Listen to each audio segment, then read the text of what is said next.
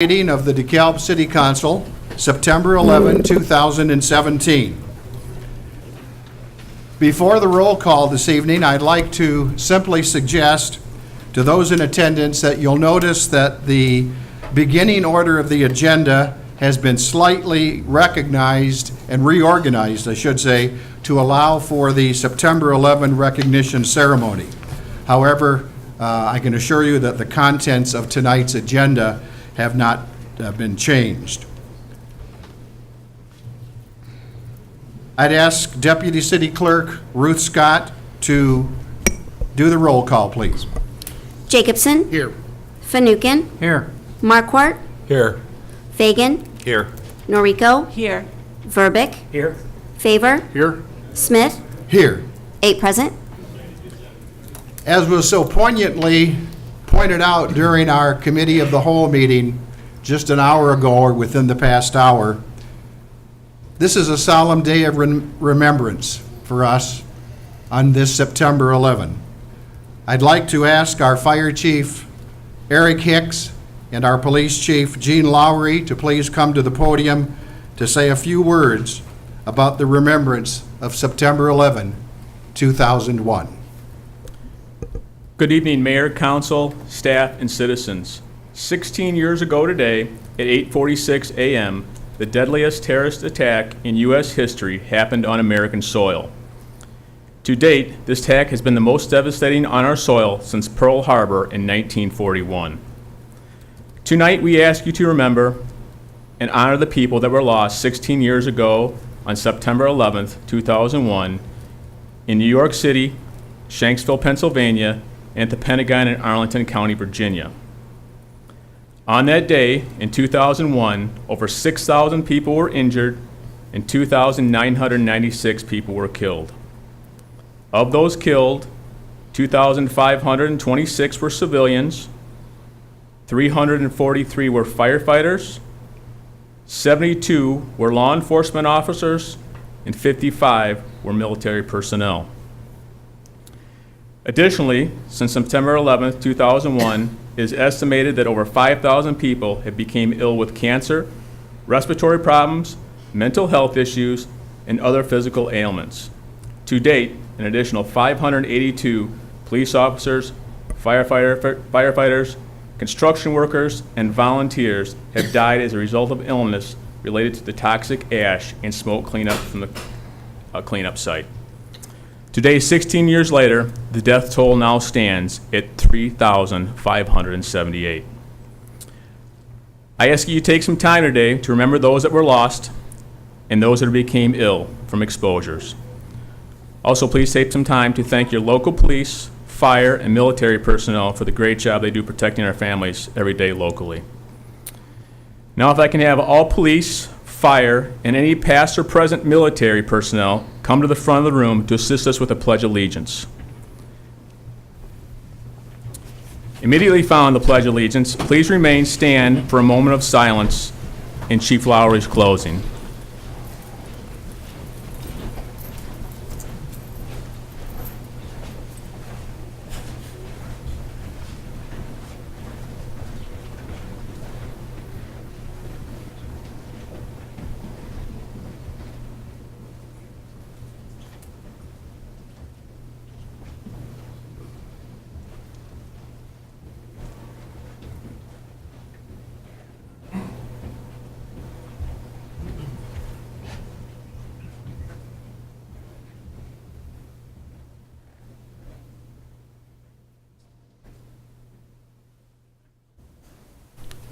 I pledge allegiance to the flag of the United States of America and to the republic for which it stands, one nation, under God, indivisible, with liberty and justice for all.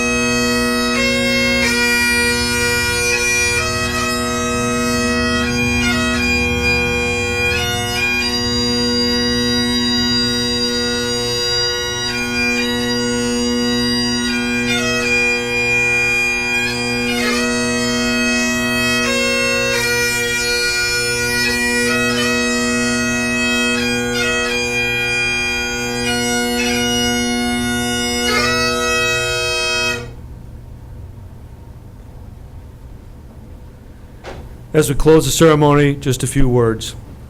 Please have in your heart some love and your prayers for the families of the survivors of those who lost their lives or were seriously injured that day. If you think back to September 11th, 2001, everyone here, everyone in this country, everyone that could draw a breath knows exactly where they were, exactly what they were doing, on a day that started out like any other day. Let's say that again, like any other day. Just like the men and women here representing public safety and the fire department and police department, military veterans, you citizens going to work, taking your children to school, tending to a sick family member, it was any other day.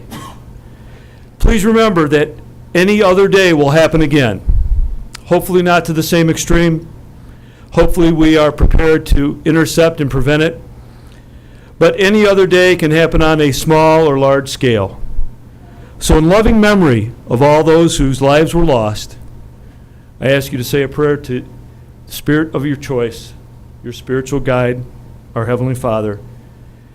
And for the most important reason is to know that the people who lost loved ones, or for those who had family members seriously injured, they live with this every waking moment of their lives.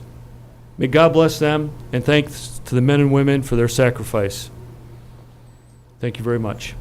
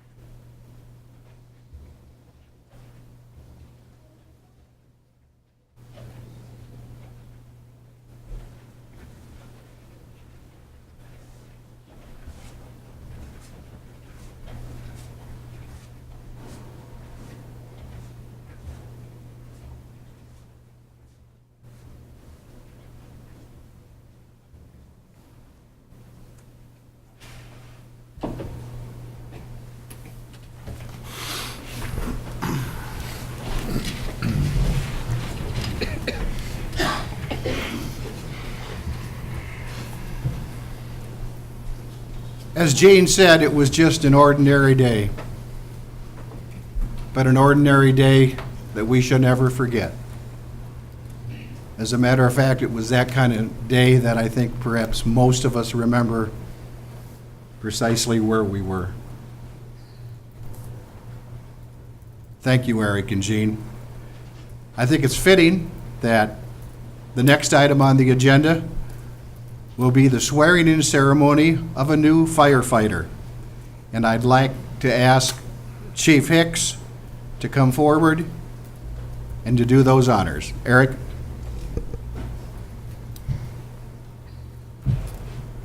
If I can get Anthony Marzulli to come up to the podium and his family.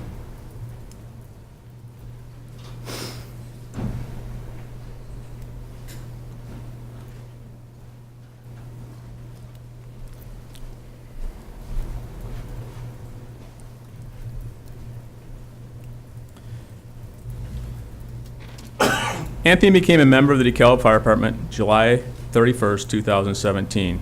He grew up in Elk Grove Village and attended the high school in Hoffman Estates.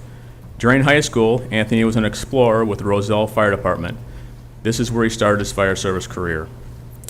He went to the Bensonville Fire Academy and received his basic fire operations certification, and after that, he received his associate's degree in fire science from Harper College in Palatine, and then his paramedic license through Northwest Community College. Anthony holds the following certifications from the State Fire Marshal: Advanced Technician Firefighter, Technical Rescue Awareness, Hazardous Materials Operations, Vehicle Machinery Operations, Fire Apparatus Engineer, Advanced Firefighter, and Fire Service Vehicle Operator. Anthony currently resides in DeKalb and has been for the last 3 years with his wife Nicole and their daughter. If I can ask the clerk to come up and say the oath.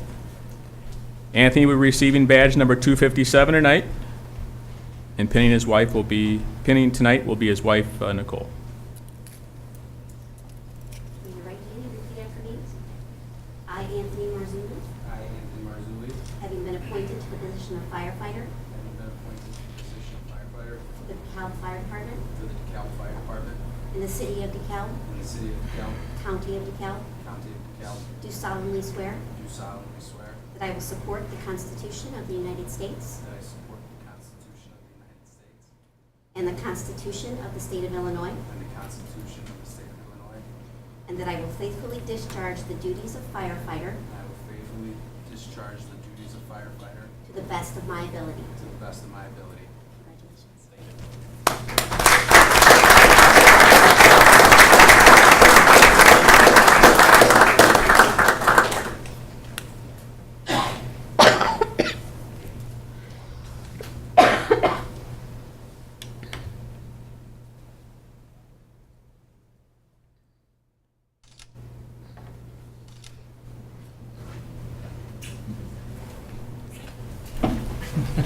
Congratulations and welcome. Congratulations and welcome aboard.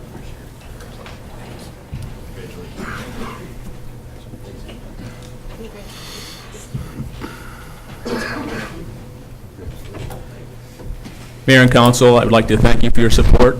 This is the first time in about 2 years the fire department has been fully staffed, so thank you. Thank you, Eric.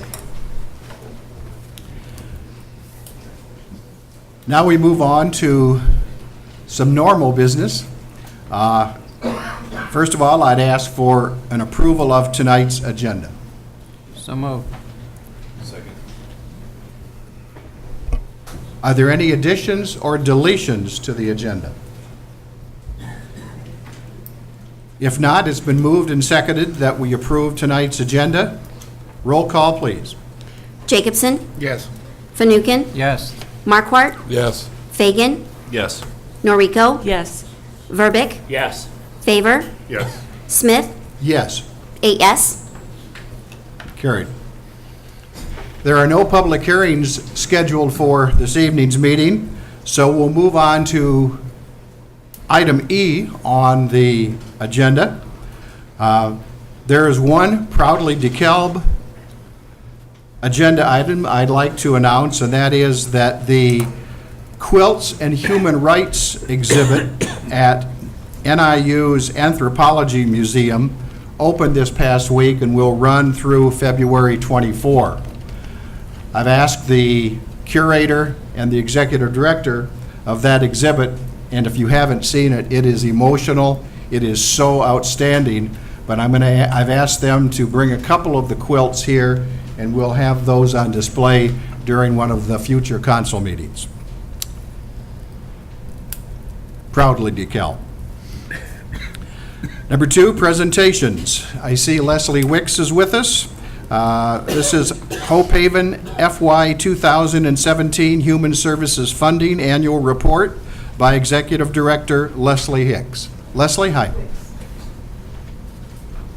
You should know my name by now. It's Leslie Wicks.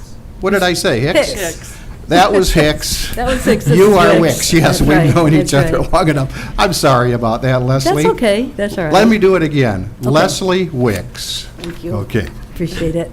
First of all, I'd like to thank the council for the human services funding, which we've received probably for a couple decades. And I've been the executive director of Hope Haven for 23 years now. So I thought I'd be able to come up and talk at the top of my head, but now I think I probably should have wrote down some notes. I'd like to thank Mike Verbic, who came to DeKalb's Continuum of Care meeting today, and that's the coordinated effort for our community to ask for federal dollars to provide homeless services in our community. So thank you, Mike, for coming. I think it was a learning experience. Hope Haven, throughout the years have changed drastically since our time at 6th Street. We're serving over 300 individuals a year. The majority of the people we serve, ironically, is we provide more housing than we do homeless shelter. We provide housing, it's called supported housing for people with a mental illness. We provide housing for 54 individuals a night who have a severe mental illness. 12 of them are at Hope Haven's building who have severe mental illness. Another 26 at our Dresser Court location, and then another 8 vouchers out in the community. We provide over 4,000 meals a month, over 1,500 nights of shelter, and probably around 2,000 nights of permanent housing every month. When I started in 1995, we had one program, which was emergency shelter. Now we have homeless prevention, where we're really focused on trying to prevent families and individuals from being homeless in the first place. So we can provide rental assistance, utility assistance, whatever financial assistance they might need in order to prevent homelessness. We also try to divert homelessness, which is trying to connect them with a family member or friend so they won't have to come into the shelter. That's our prevention program. Then we have our emergency shelter. We have rapid rehousing, where we try to rehouse homeless families as quickly as possible. We have our single room occupancy, which is 12 units, Dresser Court, which is 26. And then our Life Skills Day program that operates Monday through Friday from 9 to 5, which is trying to provide the programs and services and case management for people to move into the community independently. Over the years, because of the number of people with mental health issues that we've dealt with, we have a full clinical staff. I would have never believed that we would come to this place in time back in '95 when we started, that we would have a clinical staff. But we have our own psychiatrist, psychiatric nurse, and 3 therapists to deal with the number of homeless, mentally ill people that we work with.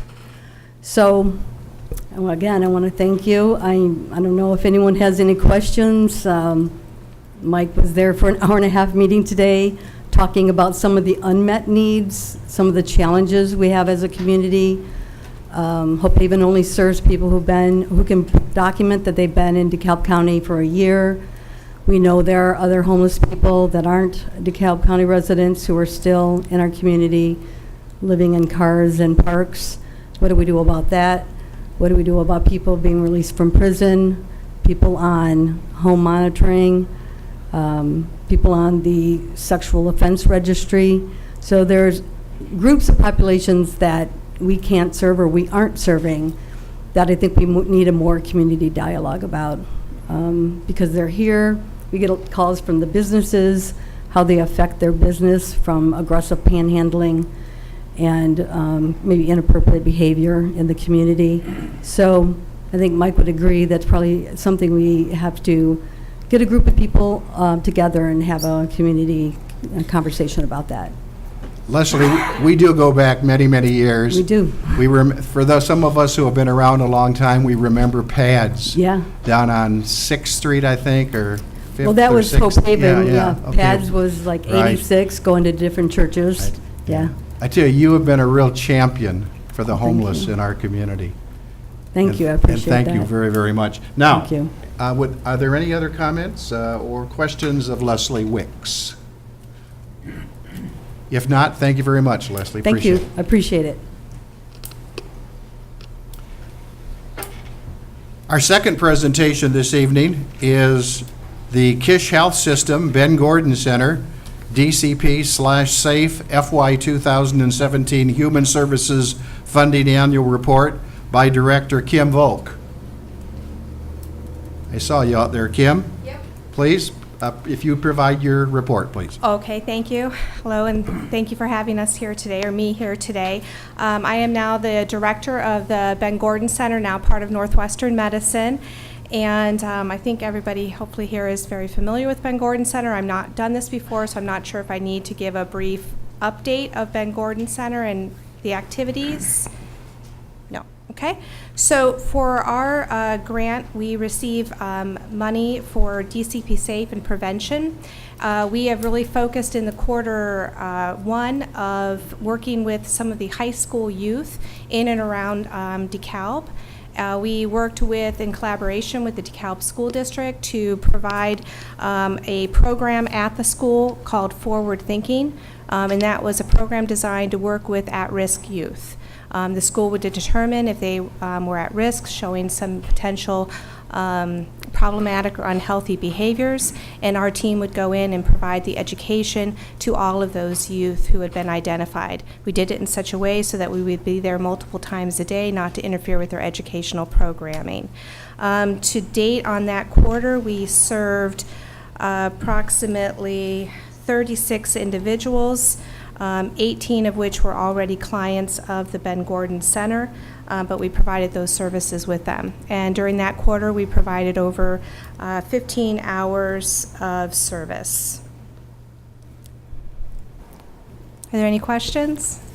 Thank you, Kim. Are there any comments or questions regarding Kim Volk's report? If not, thank you very much. Thank you.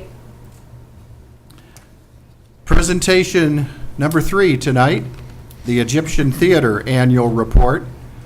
We have Executive Director Alex Nirad. Hi, Alex.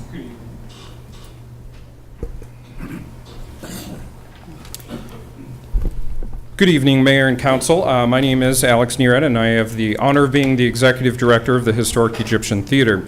We have many of our board members here tonight, and on behalf of them, our staff, volunteers, patrons, and donors, I would like to thank the City of DeKalb and the community for their continued support of our Historic Egyptian Theater, which is currently owned and operated by PET, Preservation of Egyptian Theater, a 501c3 nonprofit charitable organization.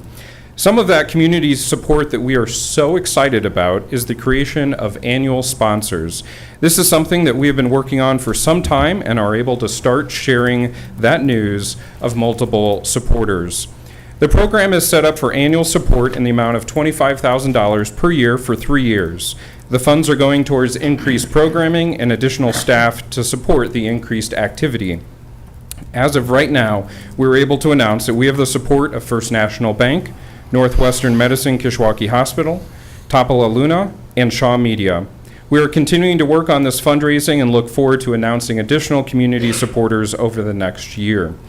You have in front of you our annual report, which I'll quickly review for those in attendance here and at home.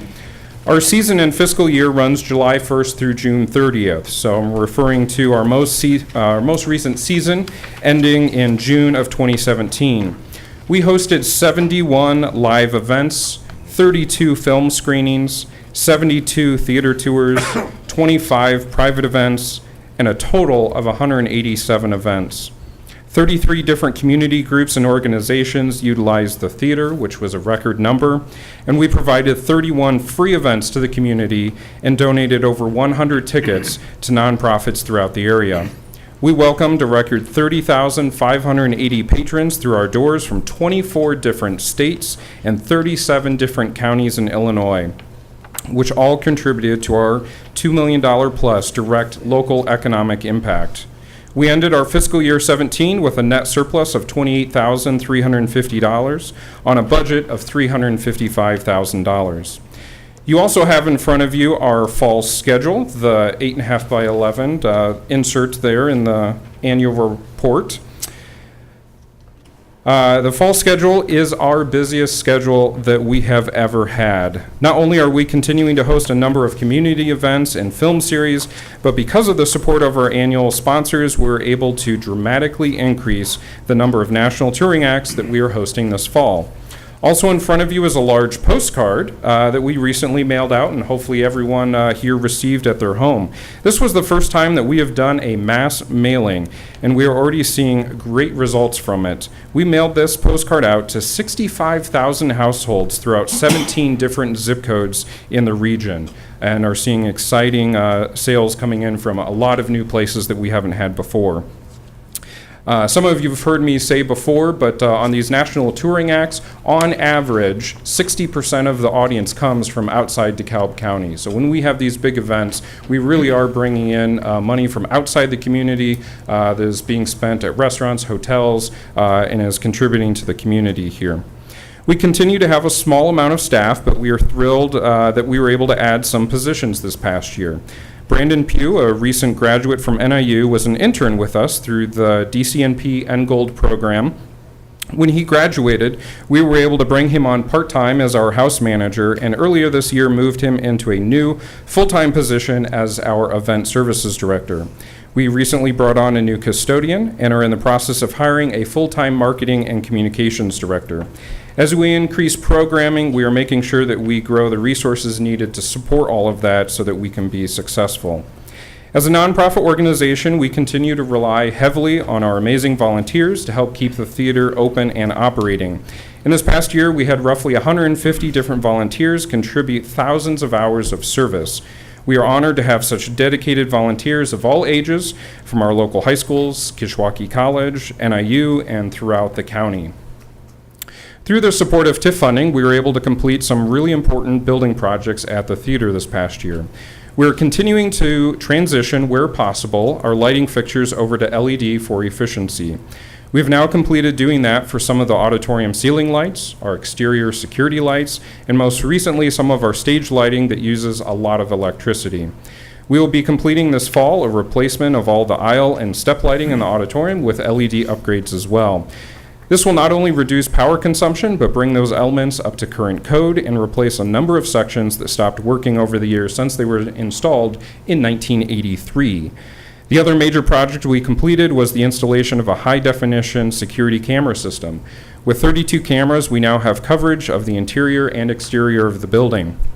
We have provided a special remote login for the police department, who has already utilized our system multiple times. We're really proud of the strong relationships that we have with the DeKalb Police and Fire Departments.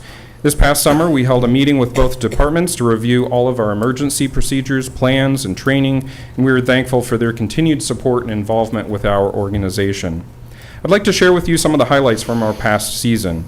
We continue to present the Live Lunch music series in the DeKalb Farmers Market. This is a free music series that runs for 12 weeks during the summer. We hosted a number of documentaries with organizations like DeKalb County Community Gardens and the DeKalb Area Agricultural Heritage Association. On October 25th last year, we hosted a truly unique event to celebrate the anniversary of John F. Kennedy speaking at the Egyptian Theater on that day in 1959. We played a recording that had been recently donated to us of the very speech that JFK gave on the stage at the Egyptian Theater.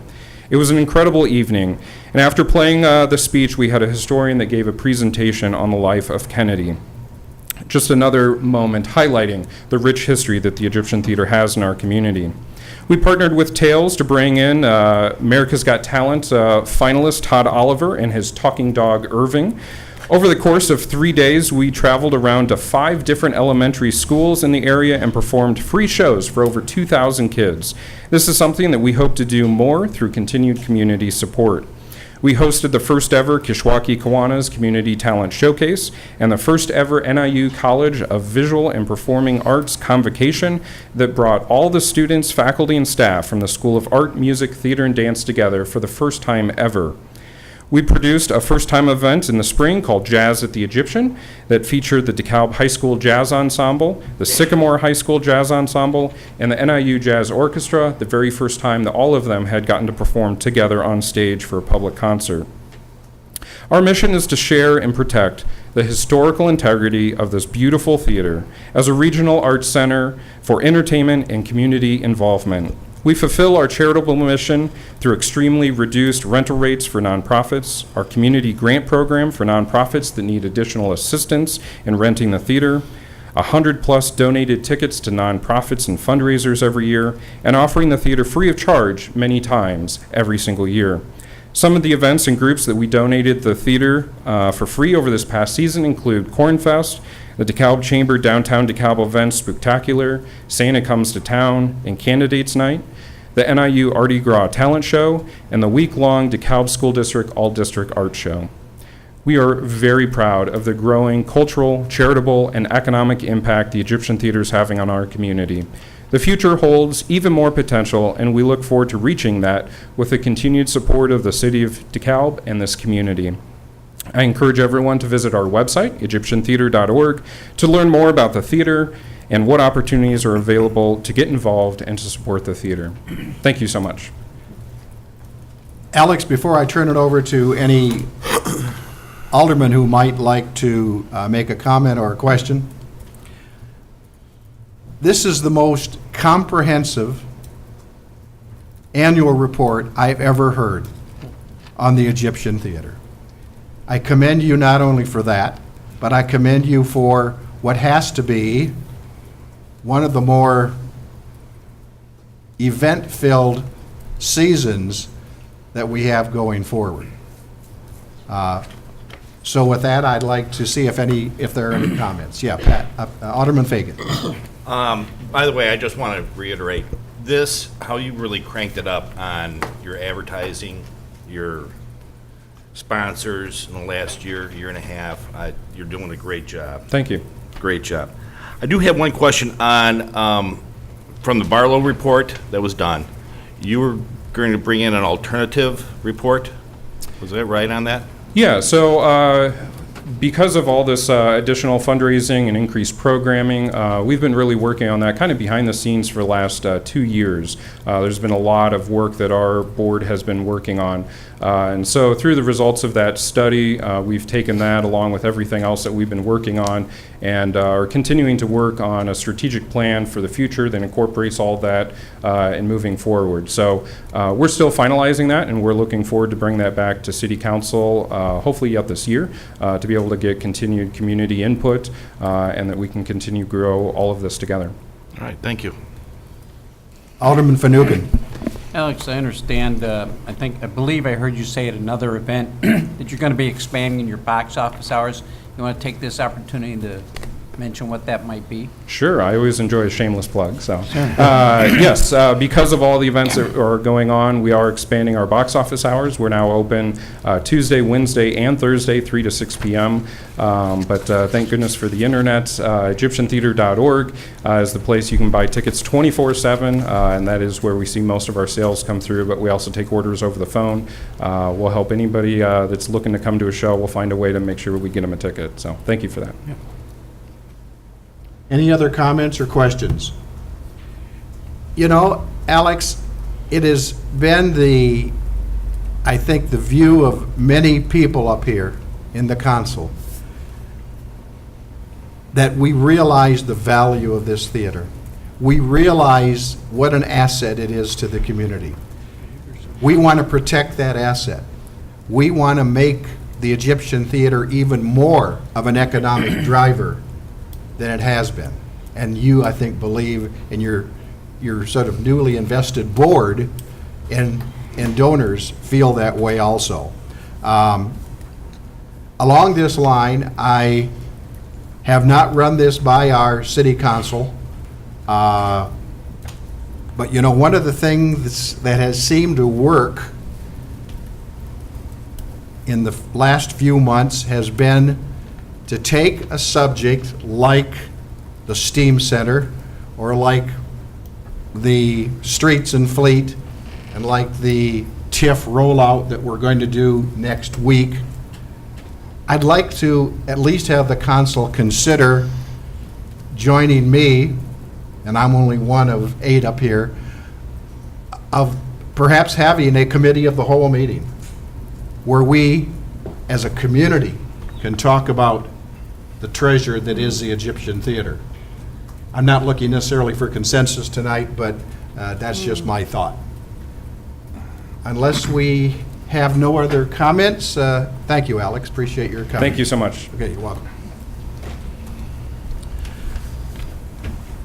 Okay, item number 3 on your agenda, approval of the mayor's appointments. We're in pretty good shape. This is sort of an ongoing thing. We lose somebody, they move, and we try to do the best we can to attract good people to our 14 boards and commissions. And our Next item is the appointment of Jeff Richardson to the Economic Development Commission for the completion of a 3-year term through June 30th, 2020. I'd ask for a motion to approve this appointment. So moved. Second. It's been moved and seconded. Any further discussion? Roll call, please. Fanouken, Yes. Markwart, Yes. Fagan, Yes. Noriko, Yes. Verbic, Yes. Favor, Yes. Jacobson, Yes. Smith, Yes. 8 yes. Thank you. Now we get to item number 4 on the agenda. Thank you, Ruth. And this is where we have public participation. For those of you who would like to speak to some item that's on our agenda tonight, and I see we have at least one of those tonight, we thank you for filling out the speaker request form. If you have not yet done so, please do so. Now what we're going to do is to call for anyone who would like to come to the podium on something that is not on tonight's agenda. And Lynn, I understand that your topic is on public participation. Is it on an item that's on the agenda? Not that I'm aware of. Okay, if you would please then come to the podium, identify yourself, and welcome, make your comments. Lynn Fazekas, 4th Ward. First of all, I want to pay a compliment to the council members who are getting out and about and having public forums and meeting their public face-to-face. I believe from my observations that it's difficult to stay out of the ivory tower. And so I really appreciate it when I see people trying to keep a foot out of it. Okay, but I do also have a bone to pick. Of course, I saw the August 28th video and wanted to comment on the issues surrounding potential infringement of First Amendment rights. So I do think that part of it is maybe ivory tower syndrome. I think even a couple of people may have left the tower and gone into something even more extreme. So here's my example. I'll bring it around. So we had a couple of months ago a resident stand here earlier this summer and talk about a bad service experience that he had. And then at that point, a member of the city manager's office jumped up and said that everything that this resident said wasn't true. In my view, and I was streaming this at home, I'm thinking, oh, they called him a liar. They essentially called him a liar. They basically slandered him. And not one person batted an eyelash. I'm talking, of course, about the FOIA issues. Then later in a private meeting, the same city employee gives the same shabby treatment and more. He treats us, basically, some of us like dirt, right under his honor's nose. And again, nobody does anything at all. So finally, having had enough of the do-nothingness, a couple of us came to another public meeting. And we felt we needed to call out this employee because nobody else was doing that. You see what I'm saying? There was no other recourse. I've butted heads with people before and have always been able to come to some sort of understanding or at least detente. It did not happen this time. So we come, and then a couple of weeks later, the mayor comes in. He decides to draw the line at right there. So suddenly we're the ones who are at fault, even though we were the ones who were not treated right. I don't like what I feel is a misrepresentation. We were talking about behaviors. We weren't talking about the person. We were talking about a behavioral evaluation, and to let somebody know, whoever might have been listening, about unprofessional behavior.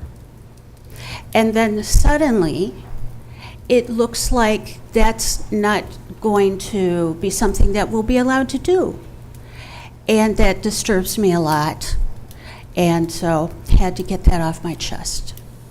Thank you. Thank you, Lynn, for those comments.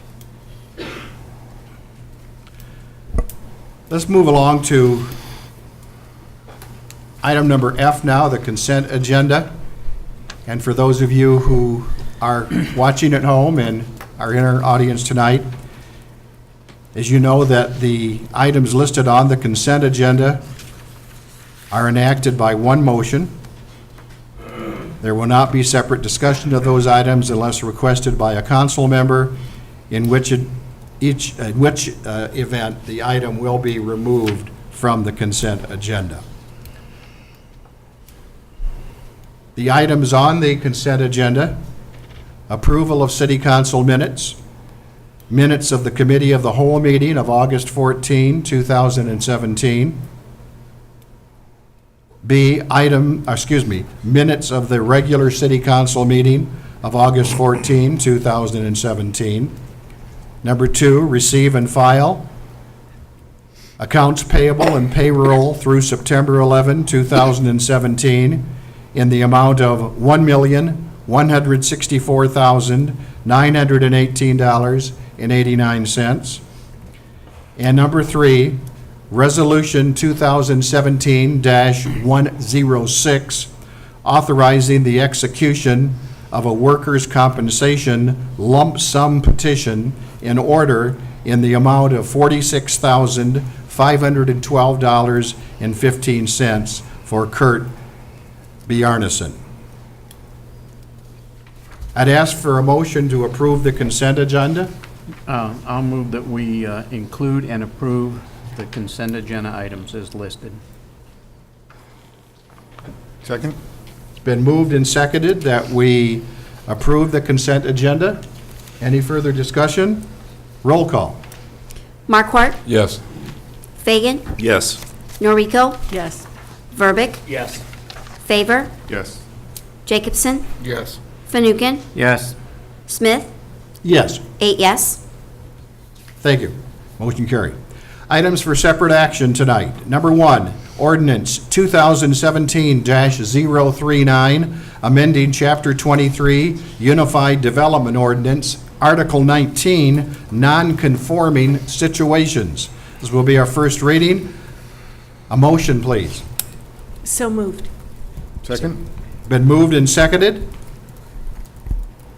I'd like to ask Dan Olson now, our principal planner, to come to the podium to speak on this item. Dan? Thank you, Mayor and Council. Prior to the council meeting on July 10th, proposed amendments to Article 19, non-conforming situations of the UDO were removed consideration. It was in an ordinance, includes several other amendments to the UDO. The removal of that amendments to Article 19 was done in order to allow further discussion regarding the current language in the UDO that requires a non-conforming use of a building or structure be brought into compliance if there's a change of ownership, use, or tenancy. That current language has been in place for just over 2 years. There's questions and concerns were raised regarding that language, and we needed more time to take a look at it, have additional dialogue, get feedback from stakeholders, et cetera. And that was done. We did get feedback from additional entities. We set a new public hearing, was set before the Planning and Zoning Commission with language that would remove the requirement that a legal non-conforming use of a building or structure must be discontinued if a change of ownership, use, or tenancy occurs. So the initial hearing was held on August 9th before the commission. Some of the members of the commission had concerns regarding losing the ability to bring non-conforming uses into compliance with the proposed language. I think there was a consensus at the commission that the city needed a vision for these areas and the neighborhoods they are in. The commission recommended to table the item to their next meeting, allow for further discussion, analysis of language, and also take a look at other communities' language regarding non-conforming requirements. So the hearing was continued to August 23rd. Staff gathered the ordinances of 12 other communities, and the results of those are shown on the table on the following page in your memo. And none of the other 12 communities required, with a change of ownership, use, or tenancy, required conformance. So we were the only one that did that. We also looked at a few other provisions in their regulations, and we're very consistent with the other communities in terms of our non-conforming regulations, except for that one item. The commission further discussed at their hearing the need to take the city take a look at these areas and maybe amend our zoning ordinance or take a look at it when we update our comprehensive plan in the future. Buyers, I mean, we've had it in place for a couple of years, and there was a consensus that, particularly with staff, that the requiring the compliance really wasn't bringing properties in compliance. Buyers or sellers were finding out about properties, and they were either going away from a sale or buying it because they found out it was not in compliance, or the real estate transfer was happening and the city was not aware of it, which was a problem too on these real estate transfers. So, and also it should be noted that these proposed amendments will only apply to legal nonconforming uses and not unlawful nonconforming uses. So at the commission meeting on August 23rd, the commission recommended approval 3-1. We had 3 members absent. The commission did slightly revise the language by still removing the change in ownership and tenancy language, however, requiring that a change in a nonconforming use or to a nonconforming use less intense in nature would require compliance. The one commissioner, Commissioner Dave Castro, voted no. He had some concerns, as I noted earlier, about losing the ability of bringing sites into compliance, but it did get approved 3-1. This summary of some of the feedback from stakeholders at the July 19th commission meeting. Local business owner, landlord Will Heinisch voiced concerns regarding the recommendation to approve the amendments that would keep in the requirement that a legal nonconforming use of a building must be discontinued if a change of ownership occurs. The July 21st business coordination group meeting, we presented the proposed language to that group. They had some concerns regarding keeping the current language. They thought it could hurt current and future businesses. At the August 9th public hearing in front of the commission, an email was read in the record from Mr. Heinisch indicating his support of the proposed amendment. Again, this was removing that language. We also had a letter of support from Rick Pryor. He's a DeKalb area landlord. Was also made part of the record. And at the hearing on August 23rd, we had support for the amendment was provided by Rory Heidi, RE/MAX real estate agent, Mike Gork, attorney, Alex Finke with Hometown Association of Realtors, and Mr. Heinisch again regarding in support of the proposed amendment. So staff would recommend approval of the ordinance as drafted in your packet. We're also requesting waiver of second reading. Typically, the council does not entertain a waiver of second reading unless there was unanimous recommendation by the commission. There was one no vote with the commission, but we would still recommend a waiver of second reading due to the continuation of the hearing. We got to renotice it, so there's a timing issue here. And also there's some property owners and buyers are holding off on sales pending the outcome of the decision. Okay, thank you, Dan. Prior to any comment or questions from City Council, I know we have at least one speaker who'd like to speak to this item, and that's Mike Gork. Mike, if you'd come to the podium, please, and make your state of which you're certain, probably. Thank you, Mayor. Members of the council. My name is Mike Gork. I live at 1405 South 2nd Street here in DeKalb. I'm an attorney at Ulrich Law. Ulrich Law focuses our practice in just a couple of different areas, notably real estate transactions, notably residential real estate transactions. I won't say we are the largest in the county, but I think we are easily one of the 3 largest in terms of this business. First, I want to wholeheartedly encourage you to approve this amendment. There are serious problems that have developed and will continue to develop if this provision stays in effect. There are a raft of properties in this city that are basically two flats. Downstairs, Grandma and Grandpa live. Upstairs is a finished apartment, a mother-in-law's apartment, if you will. That building has been configured that way for decades. And all of a sudden, Grandma and Grandpa, when they go to sell, will not be able to sell their property, at least for not anywhere near what they think it is worth, for the simple fact that they will no longer have, the new buyer that will ostensibly purchase this property will no longer be able to use the second story as rental, and he will have to bring the building into compliance and turn it into a single-family residence.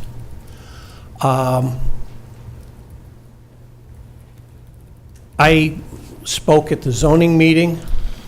Right now, or at that time, I said, we've got 5 different files that are immediately affected by this ordinance. But then I sat back and I thought some more, and I think actually right now we have 7. It is going to hurt the small property holder who wants to sell his little nest egg or her little nest egg. And they're not going to be able to get nearly what they thought. Easily, from speaking with realtors, a building with a 2-flat where you have a rentable unit upstairs or in the back will diminish in value about 1/3.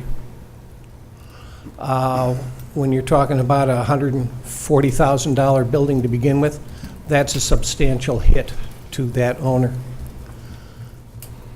I do want to encourage you, though, to go one step further than the enactment of this amendment, and that is to make the amendment retroactive to the beginning. I'm not certain when the rule change came in, wherein it became stated that upon sale of the property, the lawful non-conforming use will cease, and it will have to be brought into conformity with the zoning code. As near as I can tell from Mr. Pryor's letter and from what I've heard at the zoning and Planning and Zoning Commission meeting and several meetings with staff and the mayor and Mr. Fagan, sometime after 2009. I will tell you that we did not know that this was happening until late last year. And it was only because, if you will call it fortuitously, a client had a situation develop into a major headache. And that was when we found out in October that sale of the property causes the grandfathering, if you will, to disappear. I did a little research. There were roughly 1,400 residences in the city of DeKalb sold in the last 12 months. If only 2% of them were of this variety, that's 28 people, transactions that were affected in the last 12 months alone. But we need to move it back to when the thing came into effect. If it was 2009, that was what, 7 years ago? 8 years ago? You potentially have 150 to 175 landmines sitting out there. And these, for the most part, the people who bought this property in good faith thinking that they were purchasing a small rental unit, are in for a shock eventually. Take it one step further. Grandma sold her 2-flat to this person in 2010 who was getting ready to retire. Didn't know that it could not be used as a 2-flat. It had to be returned to single-family status. A couple of years from now, that guy is going to retire. He's going to sell his property thinking it's a 2-flat. It's not. It's an unlawful, excluded use. He will not be protected by this amendment. Perhaps they will find out about it at that time, 2 years from now. How do you unwind 2 deals prior? You don't, but this person is going to wind up coming back, and I can see litigation over, suing grandma and her realtor for fraud. It is not going to be pretty to unwind this mess. I think I would encourage you to make this amendment retroactive to the beginning so that all transactions, whether they have already been consummated or not, are protected. Thank you. Thank you. I have one letter that I'd like to read, but it sort of flies in the face of what you were saying, Mike, and that is that this person, and Will Heinisch from DARA has been mentioned already. I think he testified at Planning and Zoning, but he suggests that the amendments that we're voting on tonight, the amendment does in fact grandfather this back retroactively. Dan, could you address that? And I'd be happy then to read this letter. If it does, I'd be excited. Okay. Well, the amendments were done in 2015. I'd have to refer to the city attorney regarding the retroactive, but I would believe that if it's approved, that those properties that were mentioned by Mr. Gork would be fine in terms of the change of ownership. So, but I would defer to City Attorney Frieders on that. In terms of interpreting the statute, if it were passed, I can't envision any circumstance where we would contend that a property owner lost the status over that 2-year window between when the statute was changed or ordinance was changed and now. I agree with the principal planner that from a practical perspective, as the ordinance is drafted, when we look at the status of a property, we would look at it under the terms of this current ordinance, if it were passed. Yeah, and let me just read Will's letter, if I may. I support the proposed text amendment, item G1 on our agenda, including the changes that were recommended by City Attorney Dean Frieders at the last Planning and Zoning meeting. This provides protection of property rights, maintains increase in values, provides better opportunity for insurance of the property, and is business resident friendly. I'd also like to thank the city staff for discussing at the Business Coordination Group. All were in favor of this proposal. This protects grandfathering of properties and property rights. So it would appear to me, Mike, that this would satisfy what you were talking about tonight. I would be ecstatic if that were the case. Thank you. Are there any comments? Yes, Mr. Alderman Verbeek. Yes, Mr. Olson, do we have data that would substantiate that the assessment on the properties that are 2-flat are indeed higher, assessed at a higher dollar value than a single-family home? In other words, how can we help justify what should be the said state of a given property depending on what is being paid from a tax standpoint? We have not done that analysis regarding that particular question. Thank you. I guess I would like some more information regarding that information before I would support passing this on a second reading this evening. Alderman Favor. Along with Alderman Verbeek's comment, I remember about a year ago or well, probably a year and a half ago, sitting in with Ellen DeVita, and I think she was showing me with the GIS they had. I thought they had listed all the properties that were considered multiple dwelling or duplex.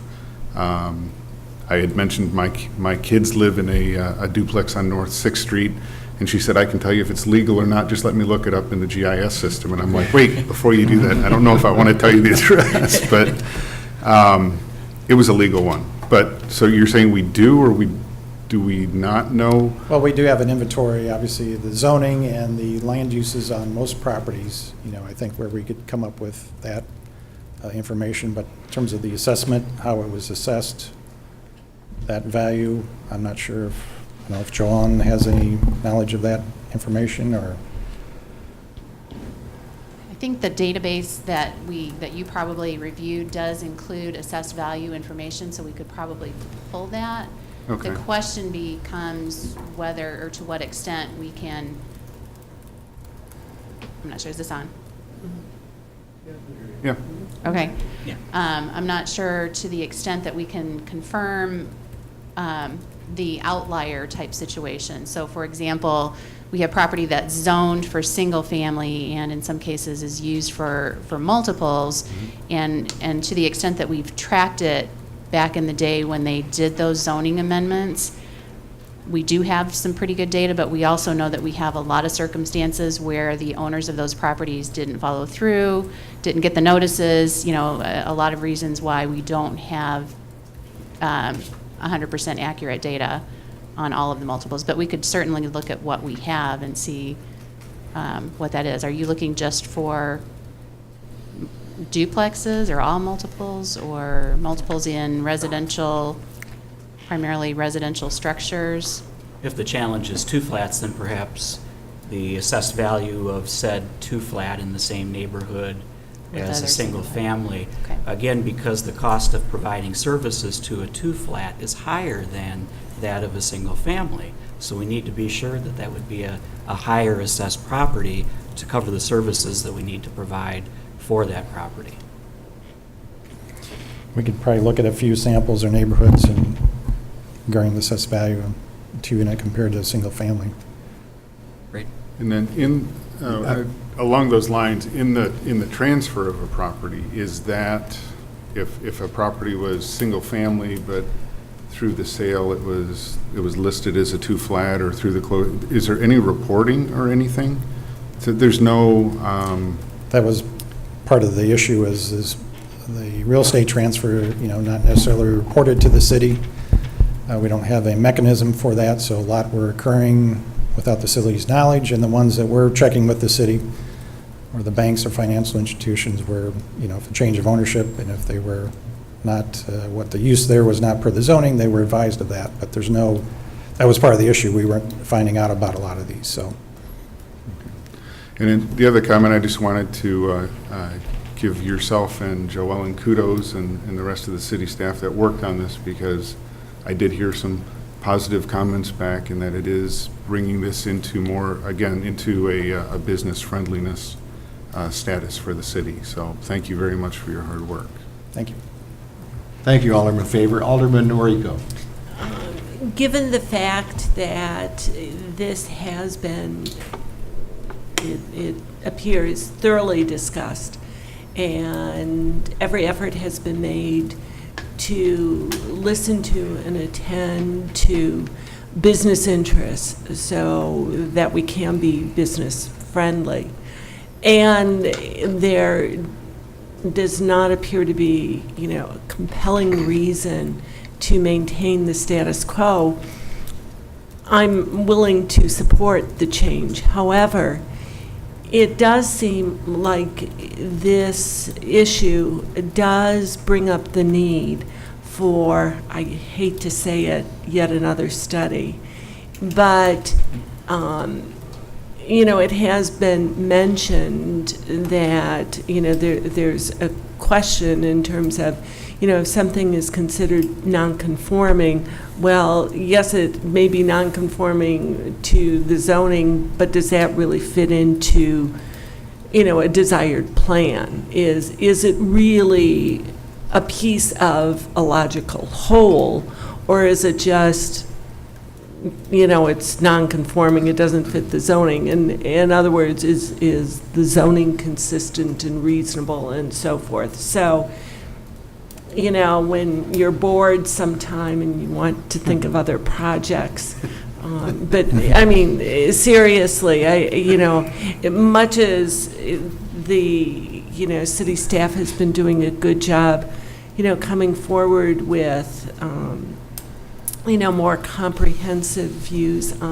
in other areas, streets and fleet recently, I think this would be something that should go on the to-do list so that, we are comfortable that, with the zoning requirements, and that our neighborhoods really, we're moving towards a design that we want for our neighborhoods. Exactly. That was a consensus with the commission, I think, of maybe the zoning in these neighborhoods, is not appropriate, or the residential conservation district needs to expand, or just identify the zoning on these properties and kind of look at a comprehensive approach and then deal with the zoning. Absolutely, of it. Yeah. because, to be honest, I don't always understand when, something comes forward as one type of zoning when it's, right next to something else. And, somebody who, has the expertise to say, this makes sense or this doesn't. Thank you. Thank you. Thank you, Alderman Enrico. Any further discussion? Alderman Markwart. Just so I can make sure I'm understanding. So this would apply to properties that are legally non-conforming. And what are they not conforming to? Most of them are probably not conforming to the zoning. A lot are maybe 2 flat or 3 unit, 4 unit, and like a 2 flat use there. And when it was established, it was legal, but we've changed the ordinance over the years where it's probably zoned single family now, so it's not conforming.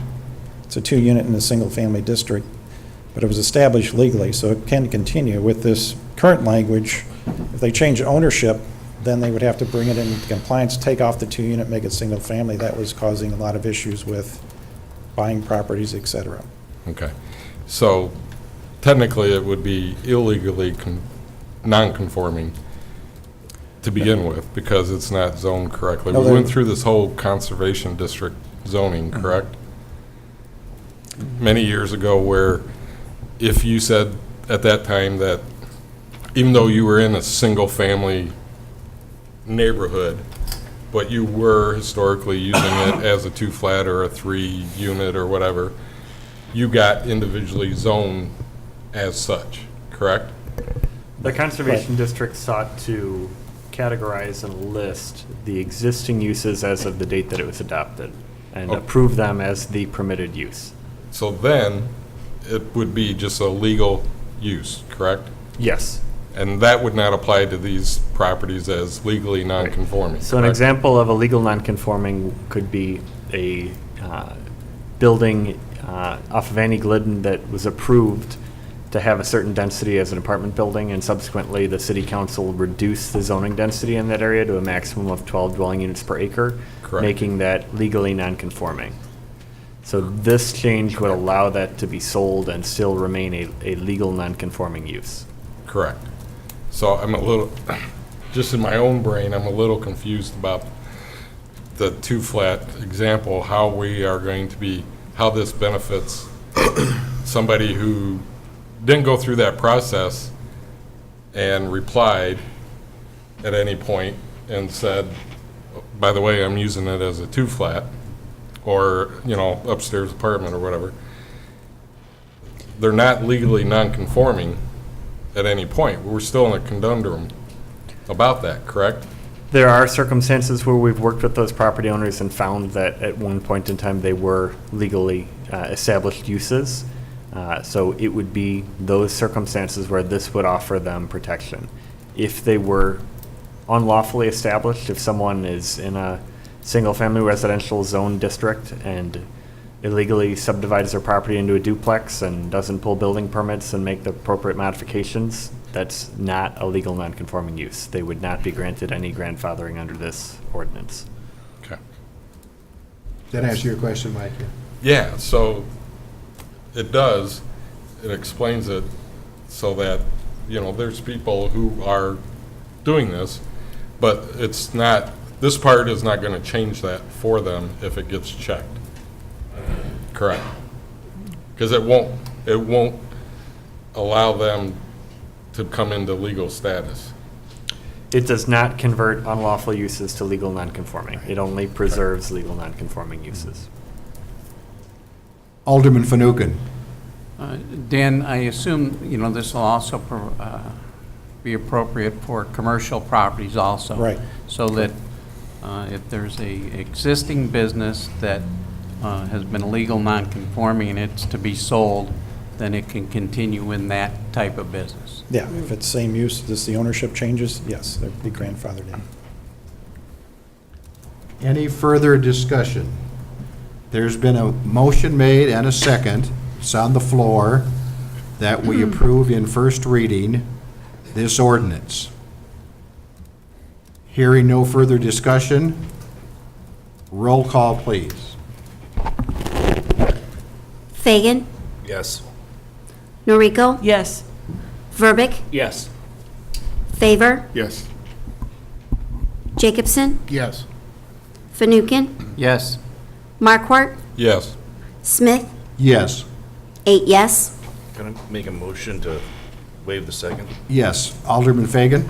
I'd like to waive the second reading on this for the Unified Development Ordinance. Do I have a second? Second? It's been moved and seconded that we vote on second reading, approve second reading of ordinance 2017-039. Any further discussion on this amendment, or excuse me, on the second reading? David? It's my understanding we can't waive second reading without a unanimous plan commission vote, can we? It's been the policy that you'll entertain waiver of second reading if it's unanimous. I don't know if it's written anywhere. It's just a policy I think the council's followed. I don't believe it's a requirement in the city code. It was always my understanding that it was, that if provided planning and zoning went unanimous, that we had the right to waive second reading, but that surprises me because that's not how we've reacted in the past. It's not something that is in Chapter 2, which is the provision addressing second reading and waiver of second reading, but if the council would like to pass the second vote to later in the meeting, I'm happy to look in other sections of the code and see if we can find any restrictions. Thank you. Okay. We do have a motion on the floor, unless you would withdraw that motion, and, okay, does not want to withdraw the motion. Tony, you don't want to withdraw your second? No, my only comment is to ask Alderman Jacobson if you're wanting to hold off on the vote until later in the evening, or do you want, or can we go forward? I mean, it's always been my understanding when we've waived second reading, the justification was that it did have a unanimous plan commission vote. Provided that there may be something that would affect that vote, I would motion that we table it just to the back of the agenda to see if there's anything that may conflict with the second reading vote. There is nothing in Chapter 2 or in the Planning and Zoning Commission statute. I would also check the Unified Development Ordinance if we have an opportunity to do so, but it's not a requirement in city code that I'm aware of.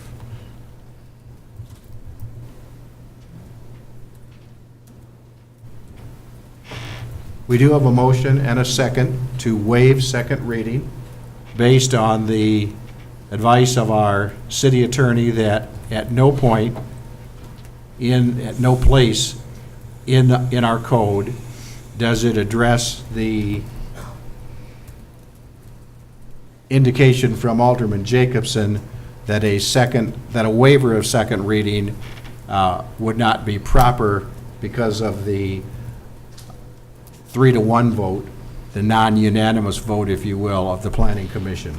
Is that a fair assessment of this?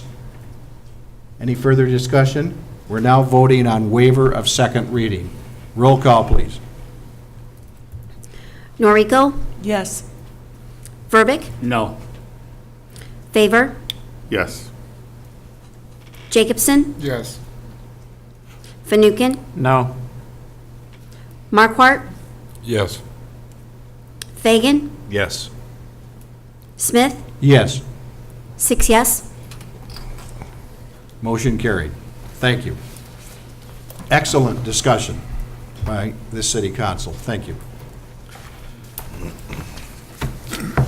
Okay, moving on. Item number 2, ordinance 2017-040, amending Chapter 38, intoxicating liquors, Section 38.25, hours for the sale of alcohol. Again, first reading. I'd ask for a motion.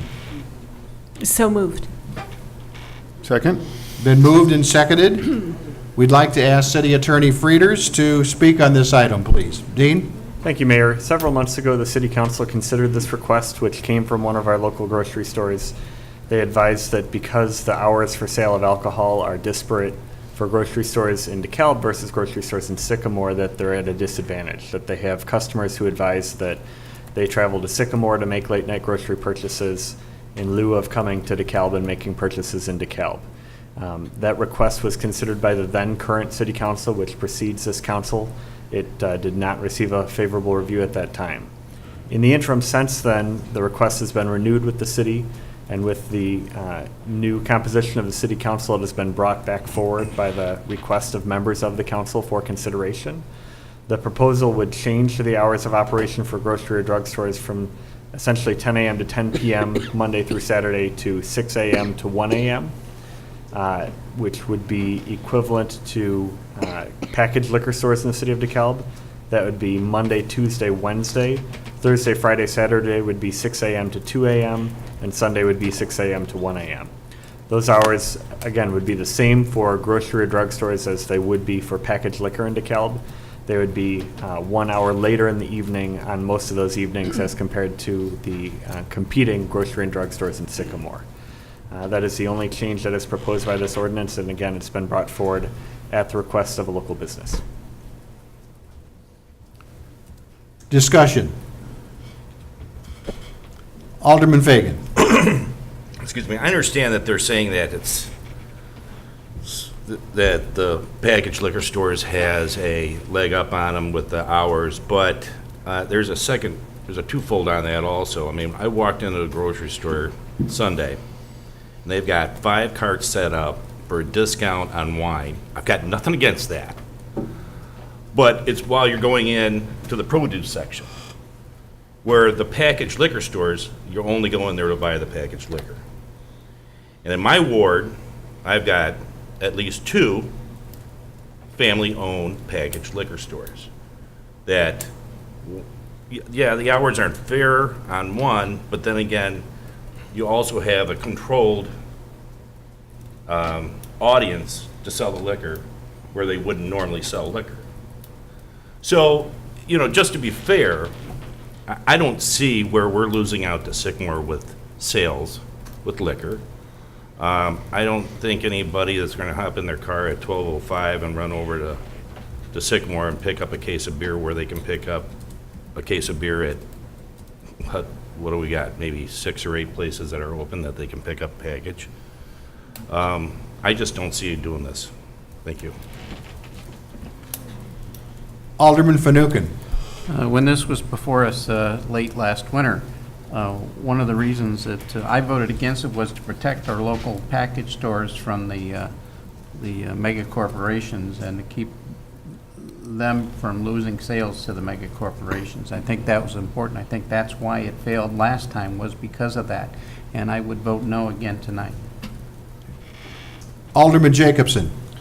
I would echo both of those comments. Again, in terms of the belief that there's someone saying, well, I need liquor at 1 o'clock in the morning, I'm going to go out and do my grocery shopping now to pick it up. I think it's a fallacy. The grocery stores already have the competitive advantage of having a lot more traffic. They already have the competitive advantage of being able to leverage their buying power to drive their prices down. They also have the competitive advantage that it's certainly not the only product they sell, and they can operate on much lesser margins than our packaged liquor stores. And again, how we regulate them as a packaged liquor store now, purposely and meaningfully so, restricts them to very stringent rules of not allowing someone under 21 in, not allowing someone even to come in and purchase something other than liquor if they would be legally allowed to in the liquor store. We don't allow people that are under 21 in those businesses.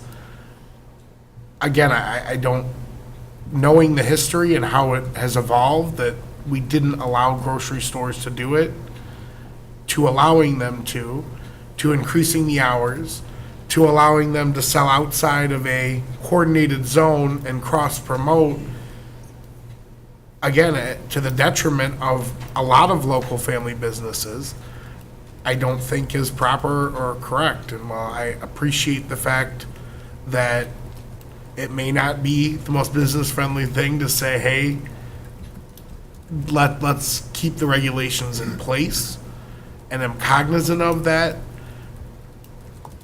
I realize the reality that in doing so, it affects a lot of our small local businesses more so. And as far as I'm concerned, that weighing those two concerns in, the more business-friendly approach, if we're going to continue to regulate liquor stores the way we do, and I believe we should, would be to say no. Any further discussion? This is first reading of ordinance, and again, I'm sorry, Alderman Noriko. You know, I'm faced with the difficult decision because one of the grocery stores is in my ward. And, you know, much like Alderman Fagan, you know, has some of, you know, the, you know, smaller package stores. You know, I was approaching it from the perspective of, you know, leveling the playing field with our neighboring town, which, you know, certainly has a large grocery store, which, you know, does attract business.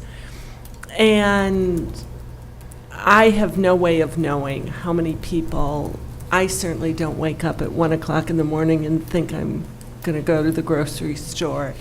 But, you know, judging by what former Alderman Baker said, you know, he was one of those people who did that. And I would, you know, as I said, you know, remember, well, one of his last meetings, he pointed that out. So, you know, I just, you know, again, wanted the playing field leveled in terms of a larger perspective.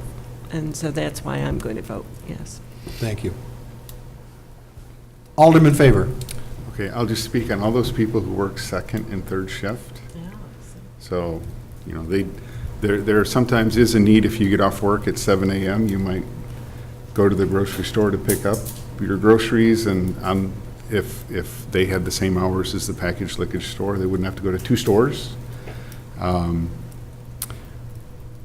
That's one comment I had. The other comment is just as Alderman Fagan had said, I think last time this came up, I think that was the criticism or one of the arguments that I had received from constituents was that the marketing within the grocery store, it's not limited to just the liquor aisle or the, you know, where the beer and wine is sold in the aisle. It's all throughout the store. So they have much more, a little unfair advantage that the grocery stores do have a lot more space to put product in front of people. Any further discussion? Alderman Marquardt. All right, I have to admit that I do go to Sycamore, to Hy-Vee, but that's because they carry from different distributors the different wine. Okay? So I'm one of those people that goes to the stores based on what they offer. So at Hy-Vee, you can get, I don't know, I forget what it is, you can get this stuff, which is not carried at various spots in DeKalb. So I think you probably have more people who maybe like their different types of wine better and will go to different stores rather than, because it's a grocery store, they will go to the places that carry the product that they're looking for. So it's not the hours? I don't think it's the hours. I think if you're going to the place that carries what you're wanting to buy, and you're going to do that based on the hours that we have. Further discussion?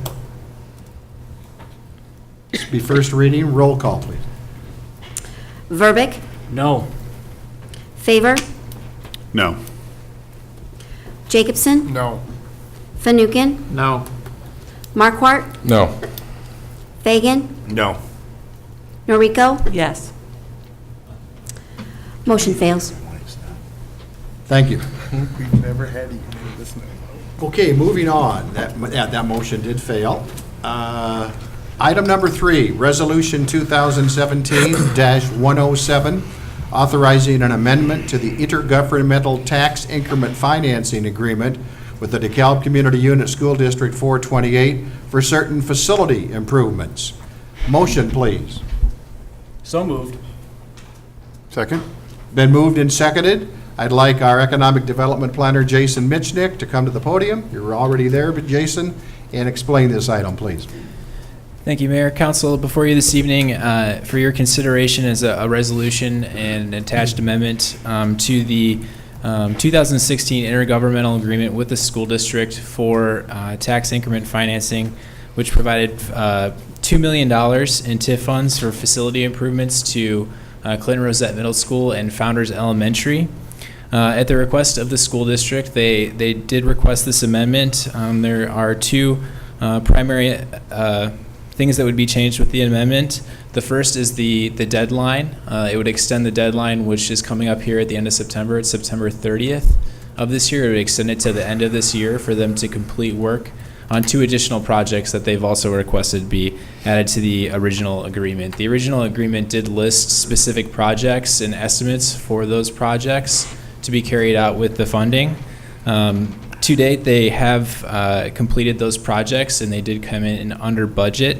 So there is a balance of, see here, right here, $199,929.49 of that $2 million. The 2 additional projects they have requested be added to the agreement are emergency masonry repairs that took place at Founders Elementary's the school tower in the amount of $148,606.30. That was completed last year, so they would be reimbursed for that if this was approved. At the next, we would process that immediately. And the additional work, which would be approximately a balance of the $50,000, would go towards repairs and replacement of HVAC equipment at Clinton Rosette Middle School for improved air quality. The estimated cost of that project is $400,000. But only the remaining balance of roughly $50,000 would be spent from the TIF. So the maximum allocation from the city to the school district would be $2 million. With that, I'll take any questions. Alderman Noriko. Jason, did the school district just identify the HVAC need? No, this request came to the city some time ago. There were some issues with one of the original projects, some site work that we went back and forth with at Clinton Rosette. At this point, we've worked out an agreement on them completing. That is also an amendment in there that would stipulate that in the resolution that they would complete all work on projects to current codes. So it just took some time for us to work through that and bring this to council. Okay, thank you. Thank you. Any further comments? Hearing none. It's been moved and seconded that we pass this resolution. Roll call, please. Favor, Yes. Jacobson, Yes. Fanouken, Yes. Markwart, Yes. Fagan, Yes. Noriko, Yes. Verbic, Yes. Smith, Yes. 8 yes. Thank you, Jason. Moving on to Resolution 2017, 108, authorizing an engineering services agreement with Baxter and Woodman Incorporated for construction engineering of 1,130 feet of water main in an amount not to exceed $43,220. Motion, please. So moved. Second. Been moved and seconded. Now I'm going to turn the podium over to Utility Superintendent Brian Faber. Brian? Thank you, Mayor and Council. The resolution before you is seeking approval of an agreement with Baxter and Woodman for construction engineering services relating to water main replacement along South 6th Street. This project was approved by council at the August 28th council meeting and will replace approximately 1,100 feet of water main. Baxter provided the design engineering for this project and is currently performing construction engineering services relating to the other 4 projects we currently have underway. Baxter is also familiar with the CDBG requirements and documentation needed as part of this project to ensure the city receives the $197,000 grant that is available to help fund this water main replacement. The contractor, Brandt Excavating, is hoping to get underway with this project soon. And with that, I'll be more than happy to answer any questions you may have. Any questions? Any comments? If none, roll call. Jacobson, Yes. Fanouken, Yes.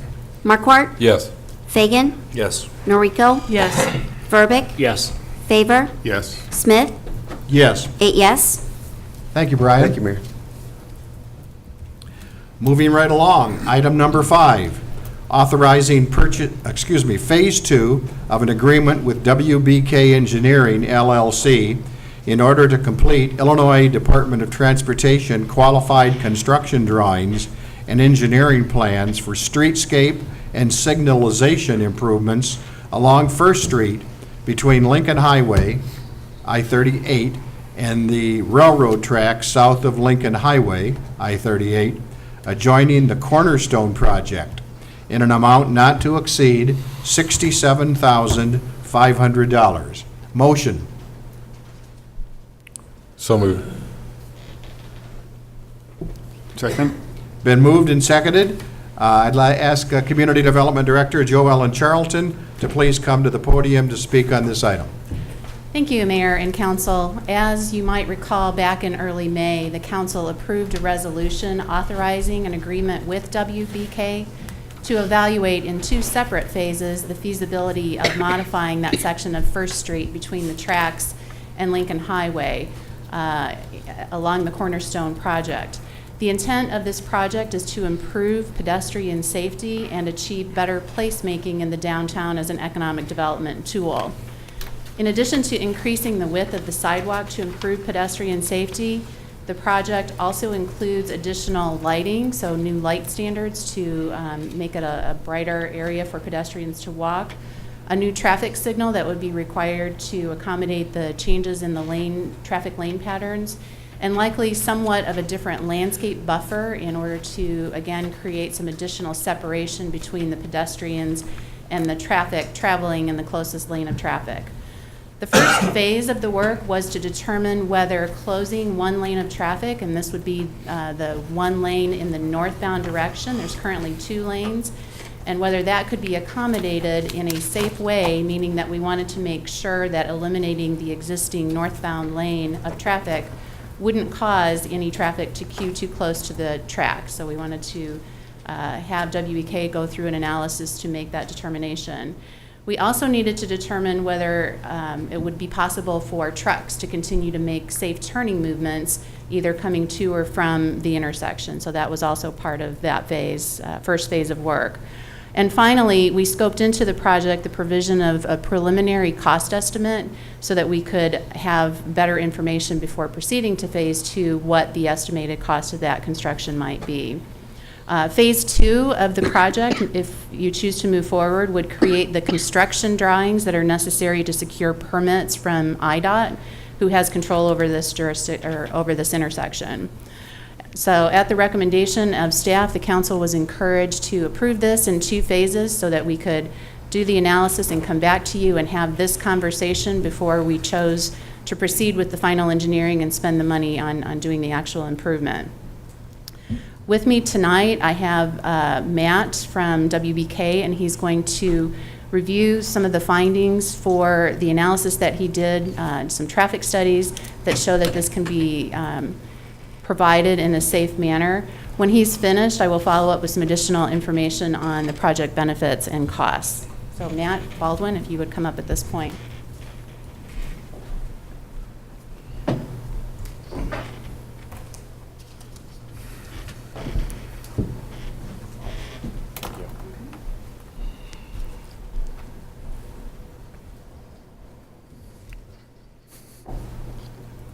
Thanks, Joan. Good evening. My name is Matt Baldwin. I work for WBK Engineering. We're a civil engineering firm. I'm a traffic and transportation engineer by nature. This is just a draft exhibit of what the existing and proposed geometry would be at that intersection. I apologize for those in the end, but if you have any questions, feel free to ask me as we go through this. Joel did a really good job introducing the project, so I'll just hit some of the highlights. When we were evaluating this intersection, we were doing twofold. We were looking at if the existing conditions could be reduced to a single lane in the northbound direction and what the impacts would be, but also we were looking at the Cornerstone development from a traffic study perspective and what the impacts of that development would be. It's typical with the traffic study, you look at the year of construction and then 5 years out, so we evaluated this on a 2023 year basis. And then also, as we noted, because of the development and the nature of the development, it's 50 apartment units being located in downtown. It also is a bagel breakfast fast food type shop as land use as part of that. We expect additional pedestrian traffic in this area, so that's one of the additional benefits. We evaluated 5 options. So what's typical is with any of these alternative analyses, you always evaluate a no build, which is existing condition, to at least understand, does the existing condition work? What are some of the challenges of the existing condition? We looked at shifting the First Street traffic to the west with the existing lane configuration. So could we gain more feet on the sidewalk by simply shifting the lanes west? And what are the impacts of that? The southbound direction in that location does have additional footage on the west, but because of where the median is at for the signals, it actually restricts the turn movements of the trucks. And so on the bottom, you can see some of the truck movements, and we can talk about them in more detail. But it indicates that what we found was that if we shifted the traffic lanes further to the west in the northbound direction, they would impact that truck movement. And so either we'd have to move the stop bar back or start to reconfigure the other side of the street, which we were trying to avoid. We also looked at reducing the First Street lane widths on that south leg, but unfortunately, starting the left turn lane is only 10 feet wide, the through lane is 11 feet wide, and the second through lane is only 10 feet wide. And so with that configuration, we won't recommend reducing any of those widths to gain that 2, 3, 4 feet that we're looking for in terms of sidewalk width. So then the last 2 options that we looked at were reducing a northbound lane. And so there was 2 configurations that we really evaluated. And one of them was with on-street parking and one was without on-street parking. And so going through the merits of both, what we decided as the preferred alternative was the one without on-street parking. The reason for that being there's additional complications with people trying to maneuver in and out of on-street parking, obviously. And if we're proposing reducing it to a single lane, it would impact the through traffic, which we wanted to avoid. There was also sight distance concerns, and we'd only gain 3 to 4 parking spots, so the benefit didn't seem to be there. And we wouldn't gain the additional width of sidewalk that we were looking at. So we modeled the traffic. We also visited the site several times, both the AM and PM peaks, to see is the modeling of the traffic in the existing condition lining up with what we're seeing on site. And what we noticed was it was. I was sat there the other night for, I believe it was 18 cycles, and it was almost exactly what we're getting with the traffic models, which is good because it happens sometimes. You know, you model something in our traffic software and it doesn't quite jive with what you're seeing on site. So we wanted to confirm that. Let me see, finally. One of the other things that we noticed and one of the concerns that we totally understand is that with reducing 2 lanes to 1, what's going to happen with the traffic queuing?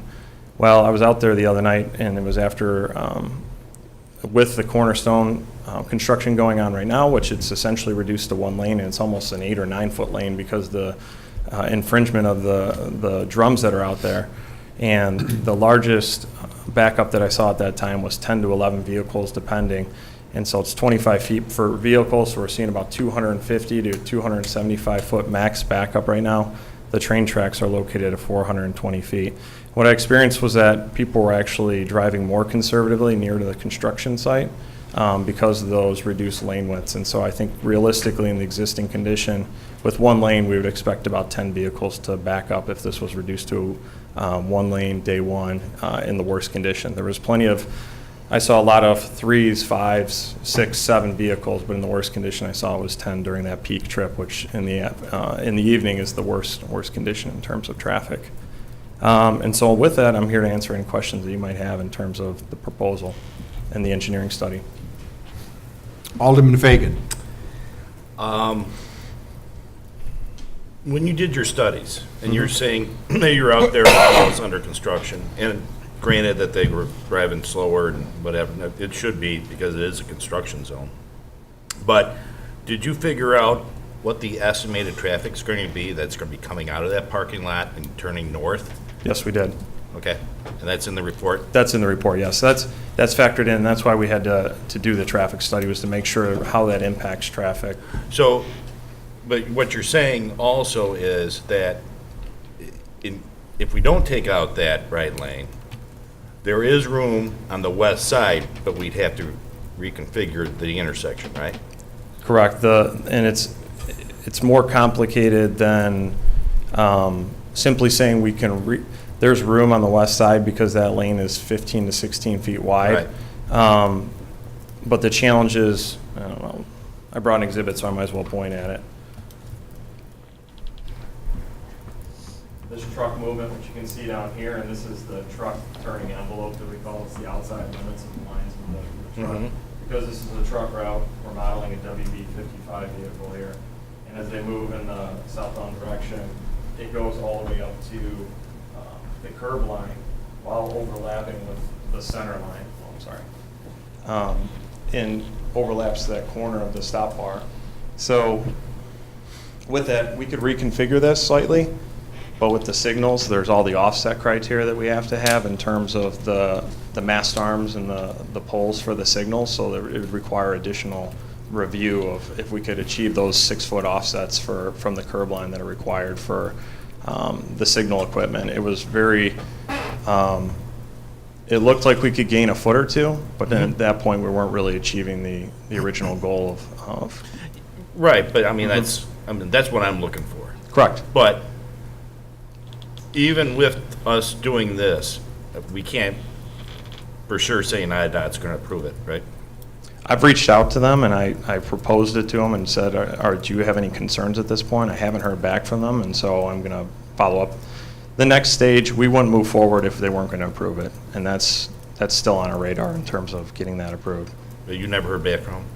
I haven't heard back from our coordinator for District 3. Maybe it's how I framed the question, but I asked, please let me know if you have any concerns about eliminating this lane in the northbound direction. But what I would say to that is in terms of First Street, it's under your jurisdiction. The main concerns they would have is it's the intersection, because it's along a state route, is under the jurisdiction of the state. So while there's modifications to the intersection itself, it doesn't impact the state route. So I don't see why they would have any concerns with it. It was just something that we wanted to at least vet before we came to this meeting tonight and try and get if there was any issues on their part. Matt, when you say you won't move forward if they didn't approve it, mm-hmm. So if this council were to approve this resolution this evening, before $1 is expended to you, you would make sure that IDOT gave the okay before moving forward on phase 2. Typically what IDOT wants to see is an IDS, an intersection design study that proves that the intersection will work with the modifications in terms of what you're proposing. And so that was part of the phase 1 effort, and we haven't completed that yet because we wanted to see what the feedback from the council was. So there's still part of the phase 1 component that we can complete, present to IDOT and get their feedback on that. Oh, I see. Okay, good. Alderman Orico. How is the approach to the track and the delays around the track likely to be impacted by this new proposed design? Is my question clear? Yeah, so Oh. I think so, and if I don't answer it correctly, we can certainly go over it again. So the distance from the track to the intersection is 420 feet. Mhm. And right now, the average delay, or I'm sorry, not the average, the worst-case scenario with what we design around is called the 95th percentile delay, which is Mhm. essentially the design or the worst delay. It's about 130 feet in each lane. So if you Oh, take so away one lane, we're expecting, I think it was 258 feet would be the delay in a single lane. Mhm. So the difference between those is about 160 feet. I stayed around the other night until a train came by because I was curious how the signal would interact with that. Mhm. And what happened was the train came by and lasted a little over 2 minutes. And unfortunately, once the train cleared, the signal turned to red at that moment. And so there's already an existing problem, unfortunately, where there was 15-plus cars that came then and sat at that signal. Mhm. That's certainly something that we could evaluate as part of this project as well. So but doesn't IDOT control the signal, or? They do control the signal. It's under their jurisdiction, yes. We'd have to work with them to get a permit in Oh, order to complete okay. the work. That's part of the Phase 2 scope. Oh, okay. So you recognize that potentially there would be a problem, but there's a way to address it? Correct. Okay. Alderman Favor? So I'm glad you addressed the approval by the state. That was one of the concerns that I had too, is whether or not they were going to, going forward, they were going to approve this. So we haven't submitted the traffic study yet, but that's going to be, will that be submitted before work begins on the Correct. drawing? Yes. And part of this is timing. I mean, as you guys are aware, the Cornerstone project is going on right now. And so, but what we've seen from working with District 3 so far, they're willing to evaluate a traffic study and give a pretty preliminary response. And so we could complete the IDS, which is really just a drawing of the intersection geometry. And it's not something, it's kind of a chicken and the egg scenario. I don't want to send them something if the council's not willing to move forward with that. And then they send it back and they say, well, why are you guys sending this for us for consideration? But at the same time, we need to advance the study far enough for them to actually consider it as being a real study. We're right there. I mean, we've essentially completed the traffic study. That's done. We just need to fill out the documents, show them the geometry, and get their buy-in. We won't move forward with the full design plans without their concurrence that they're on board with it. In the traffic study, was that still going on when school started? So are we considering school buses coming to Clinton Rosette from the south? Yeah, the original traffic counts were completed in May before school was let out. We completed our original traffic study in the first week of June, so we've kind of been waiting to see. Okay, but at that time, I don't think we were down to one lane, correct? No, we were not. No, it was originally, what we did was we evaluated the traffic based on 2 lanes. I went out there recently just to see how it was operating with 1 lane. Right. And that's where it modeled to a backup of about 130 feet, which is 5 to 6 cars, which is what we saw when we did our site visits. And then recently I went out there again in the 1-lane configuration just to see if the traffic was operating any differently. Okay. It just, that was brought up, there was some concern with the bus drivers or whatever, thinking about the lot larger vehicle. And so with a single lane, there might be more backup on those hours of traveling to or from the school. Yes, we, as part of the study, and part of all traffic modeling, we consider the percentage of trucks that go through the intersection, and that's factored in on a percent base. So if you have 5% trucks, you take that truck length, which we model between 45 and 50 feet typically, and then that's factored in as a 5%, every 1 out of every 20 vehicles that comes through, and so that's factored into the modeled backup length. I did have one more question, if I may. Please. So you mentioned the trucks, which today we have the exact same problem. If a semi-truck was wanting to turn eastbound they'd have to move over into the. Correct. Into the west lane. When we add a sidewalk there and we add the greenery, is there enough space for a truck, a semi-truck that maybe got inadvertently onto First Street heading north and now needs to get onto 38? Yeah, and so to answer that question, I threw 5% out there. To be more accurate, the truck percentage is much below 1% in that area. What this does is by creating a little additional separation and allowing us to redesign the turn radius through that corner will allow for, whether it's a fire truck or a smaller semi or a box truck, to more easily make that turn around the corner, and then we can redesign it so they don't have to make it from that second lane. They will be in the second lane. That will be the through lane. And one thing I should also note is that there would be a lot of ADA or ProAg improvements to this location because of the utilities and the locations of the poles. A lot of those areas are actually very tight, and I would guess if we went out there and measured some of those locations, they'd be below the 4-foot minimum requirement for ADA. So in terms of accessibility, it would definitely improve the corridor. Okay. Thank you. Thank you. Alderman Markwart. That was going to be my concern because, yeah, where the stoplight pole is at right now on the corner, it's very difficult for somebody in a wheelchair to get around in that tight spot. And this would allow us, and a lot of that's dependent on the Lincoln Highway part, and being able to swing through there. Would this move that light pole, the stoplight pole? You're talking on the southeast corner? Just so I'm clear. Yes. Right here? Yeah. Okay. Thanks, Joe. Sorry, it's my first time being here, so I got to get used to it. Yeah, so we'd be bumping out the sidewalk a little bit, and this pole would move, and ultimately we can move the crossing accordingly to work with the pole so that we can make sure that there's enough to get around the corner between the corner itself and the signal pole. Okay. Alderman Jacobson. I have several comments. I guess I'll start with the fact that obviously across the street from the intersection toward northbound, there's plenty of sidewalk for access. And if you needed to access one side or the other, the crosswalk provides that ability. So, I mean, we've already provided 12 or 15-foot sidewalks on the other side of the road.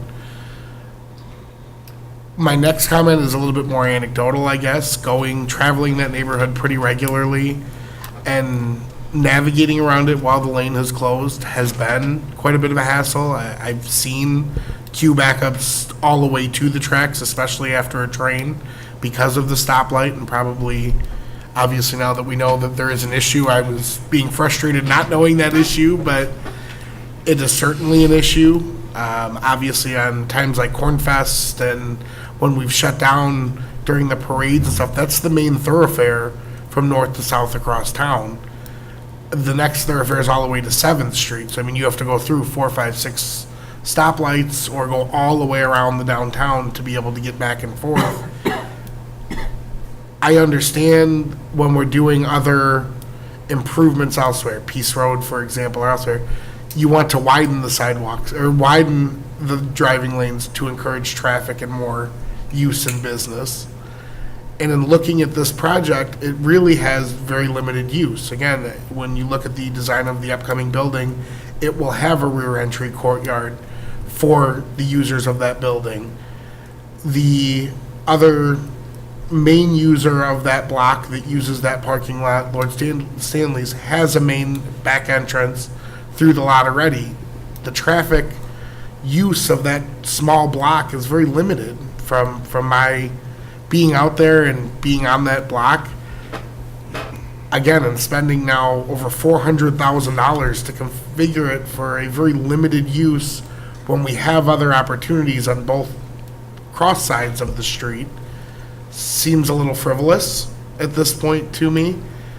In any case, if it was something we wanted, we probably should have included it in the development agreement and asked Mr. Pappas to pay for it, being that he's using over $2 million of city funds to construct the project.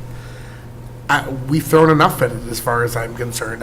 Again, we went well above our maximum, or our old maximums in terms of giving him, what, I think it was $3 million on this project. Again, I appreciate that we've looked into it. I appreciate seeing it in reality now that we've had that lane shut down, seeing the additional amount of traffic going down Pearl under the bridge, which has been significant in that neighborhood. If you're in that neighborhood pretty regularly, where it normally was a breeze, now not so much. There's a general backup because people are avoiding First under the construction, more so. Being that that is an emergency route for our police and fire trucks, if a train is stopped on the tracks, which happens pretty regularly if you traverse downtown, taking all that into account, I just don't think it makes sense to do this project at this point. Thank you, Dave. Alderman Fagan. You know, and I'm glad you pointed out, I wanted to bring that up. We're going to have a 10-foot wide alley in between that parking lot and Lincoln Highway on the other side of that building. And that takes care of Alderman Mark Ward's concern about being ADA compliant. Where's the 10-foot alley? The 10-foot alleyway is on the other side of the Cornerstone building. They're leaving that open. 'Cause that was my original, I said, well, we just set the building back, and it was explained to me that you got to have 10 feet in between the two buildings. So there is going to be a walkway in between that parking lot and the sidewalk in front of Lincoln Highway, where people don't have to walk down First Street. And the other concern that I've got is a truck turning going north on First Street, turning east. They have to bump into the other lane to make that turn, because that's a tight turn. If we take that out, I don't care how much you're going to make a bend, unless you've got a bend where you got in front of Walgreens, they're going to be coming in to the oncoming traffic. That's the way I feel.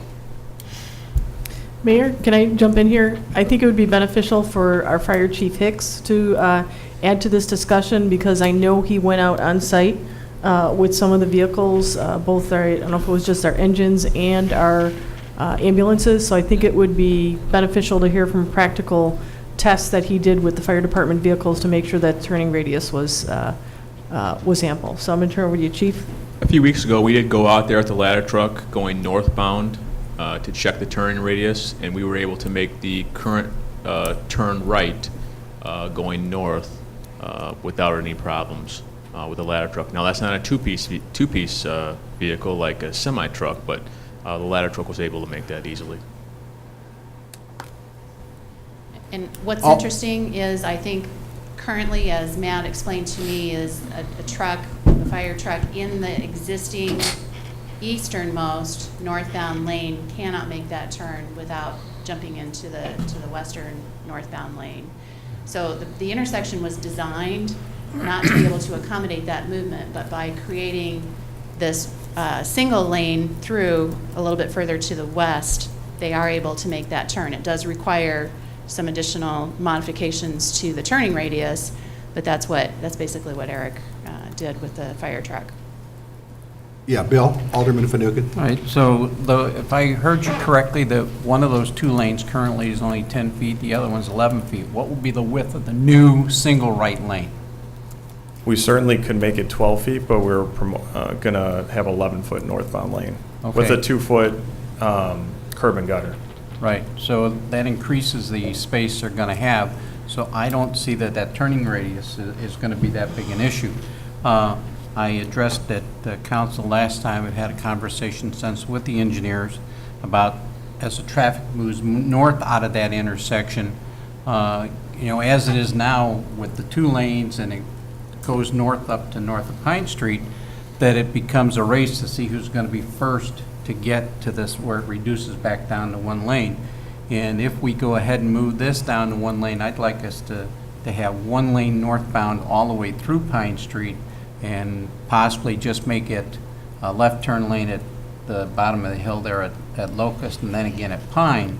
And I think we'd avoid some of the racing that I see out there on a regular basis, because I go that way to get in home and into my ward all the time. We've had a discussion about that.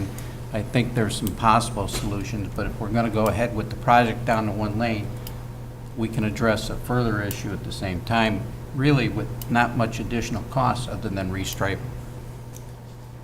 That is correct. We have done a preliminary analysis of if that's a feasible alternative. What Alderman Fanouken's talking about is that, if there's 2 northbound lanes in that direction, there's no dedicated northbound left turn lanes. If one of those lanes was a through lane and became either a 2-way left turn lane in the in-between sections and dedicated left turn lanes at the signals, would that be feasible from a traffic perspective? And the preliminary study showed that yes, it would. As you guys are well aware, south of the tracks, this is a 1-lane road, and north of that stop sign all the way at the northern limits is a 1-lane road. So,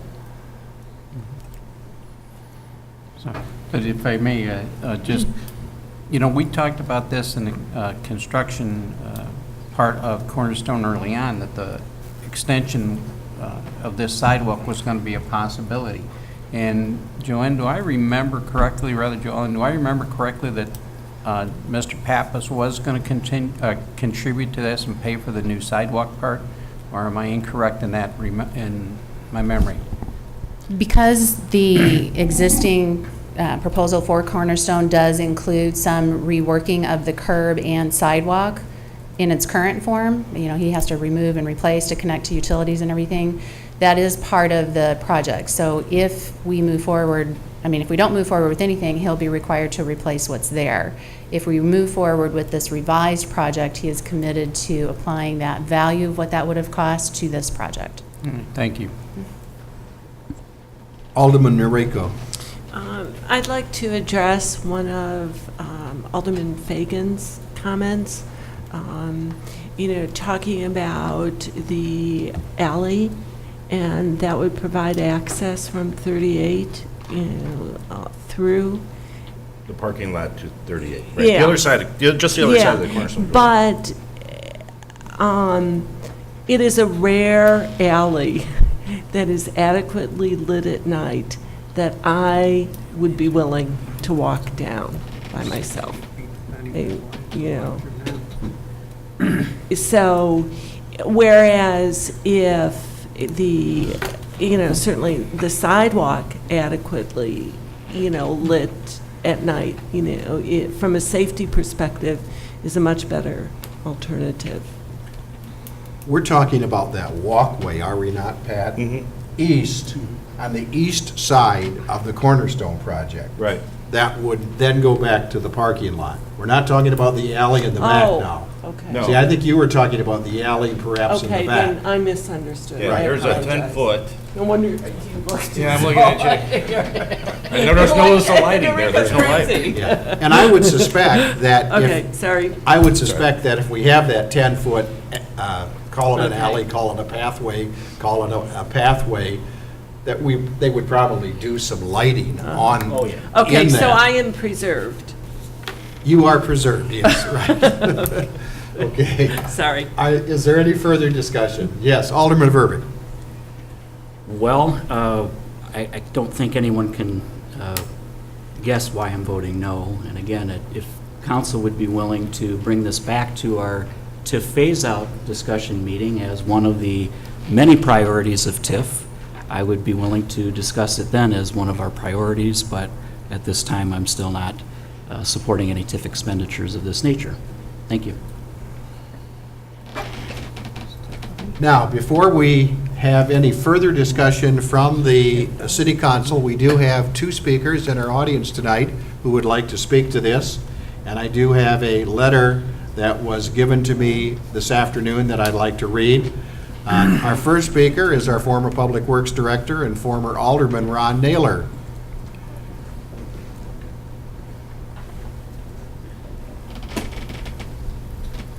Hello, Ron. Hello there. Thank you, Mayor. Thank you, council members. Thank you, staff. Brings back some memories here in some of this discussion here. But I would like to offer some comments likewise on this proposed project that I was somewhat stumbled across here over the weekend when I was looking on the agenda to see what's happening these days. And I find this subject matter, which obviously interests me considerably, and somewhat amazed, surprised that some of this had taken place way back in early May, I guess, at a previous meeting here that I was not aware of. Otherwise, I probably would have been communicating to you much earlier and being a little more involved in this process and decision-making on this matter. I have reviewed the past couple memos that are on this and going back to seeing how this started. Now I'm just learning all the more here from this discussion here. But I guess really I'm shaking my head at how this got to this point without some better justification on this idea, which I do not concur in, to eliminate a through lane on First Street.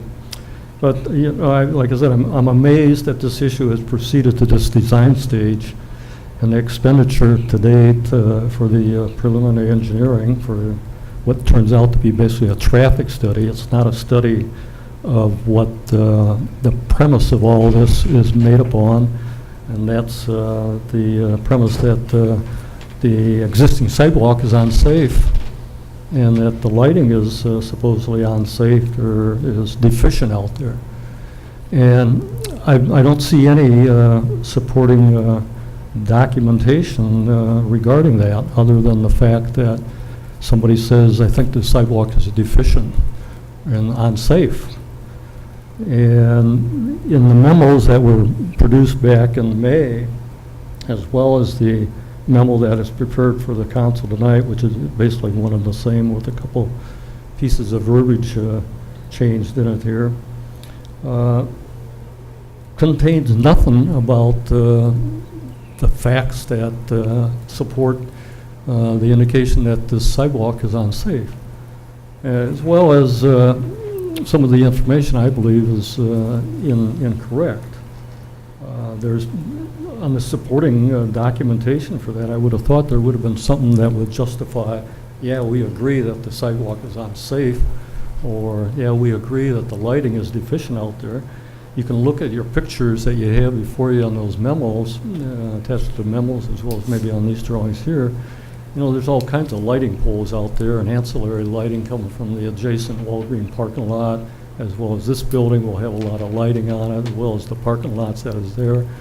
I don't see, I can't understand quite where this bit about deficient lighting is. Yes, you might have maybe a different lighting type of fixture, but I would imagine if you would go out there and do a lighting study, which I would have thought would have been maybe a part of the earlier discussion here as to determine whether there is sufficient or deficient lighting out there in accordance with the standards that you typically light a downtown area to, or a parking lot area to, that you'd have something to back that statement up.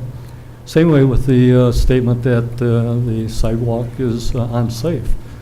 Do we have any records? Police department have any accident reports? Are there any pedestrian counts or statistics out there determining that there's been a lot of unsafe situations there? I don't believe so. But I mean, in the probably 75 years that that sidewalk has been there, serving those existing retail developments, and some generating a lot more probably pedestrian traffic than what this development ever will, particularly when Otto's was up and running. Lines of pedestrians used to wrap around the corner there waiting to get in, many nights in a row, basically. And I don't think you're probably going to see that again down there. But just the fact that this has progressed to this point without really any supporting justification, that those two premises are out there, that sort of then kicked this whole effort into gear. One of the primary things I've noted is the comments about the narrow sidewalk. First memo talks about narrow sidewalk, second memo talks about a 5-foot narrow sidewalk. Has anybody gone out there and measured the sidewalk width? You know, it's 7.5 feet in width. You go out to the face of the curb, and you got another 5-6 inches of surface there. You go down in front of the bagel shop, it's 8 feet or better. Now, right along where the existing building was and the proposed building apparently is probably right on the same property line as the old one is. In fact, I measured it there this morning, 7 feet 3 inches, I believe, in several spots. You add another 4 or 5 inches for the top of the curb. You have a good 7.5 foot, maybe in some place, maybe out to 8 foot of sidewalk. That's more than most of the sidewalk that you see up and down First Street, Lincoln Highway, Sycamore Road, South 4th Street, where you have sidewalks right up behind the curb and gutter, traffic at 35, 40 miles an hour. Where's our concern about safety there? Up on Sycamore Road at the curb by Clinton Rosette School, where all the school kids walk there, that sidewalk is right up against the back of the sidewalk there. But yet down here, where you have some traffic sitting in the 2 lanes there, 3 lanes heading northbound, because you're generally sitting there 90% of the time, because you never hit the traffic light when it's green. And when I sit there, and I use it extensively, I'm one of those 8,000 daily motorists that go through that intersection, typically on a day, probably go through it more than once or twice. But I'll be sitting there, and I observe the left turn lanes, your through-bound lanes. Through-bound right turn curb lane is right turn permitted, so a lot of cars are moving, using that right curb lane as a right turn lane, basically. But I'll sit there, and there'll be 3, 4 cars on each side. You got 3, 4 cars in the left turn lane, and quite typical, in my opinion, in my observation. Then you add to it, you talked about the school buses. I think you come there around 2 or 2:30 when you have that line of 40-foot school buses going northbound, or sometimes in the mornings when it's coming southbound, but typically in the afternoons, or maybe in the mornings even when they're going out, coming up from First Street there. 40-foot bus is a little longer than a 18-foot car or so. So that adds, in my opinion, to some of the concerns about this proposal to throttle it down to a single through-bound lane, along with some of the statements, I guess, that were made that the sidewalk was unsafe. And I see nothing that would point to that determination other than the fact that somebody thought that, it's an unsafe sidewalk and the lighting is deficient out there, and we need to do something about it. Thank you. Further, now that I heard about this alley walkway on the east side of the building, is that what I understand? There's a walkway from Lincoln Highway to the back? 10 feet. And it further brings to mind or thought, where were we at back at the day when you were sitting down talking with the developer? And was this narrow sidewalk issue discussed or brought up?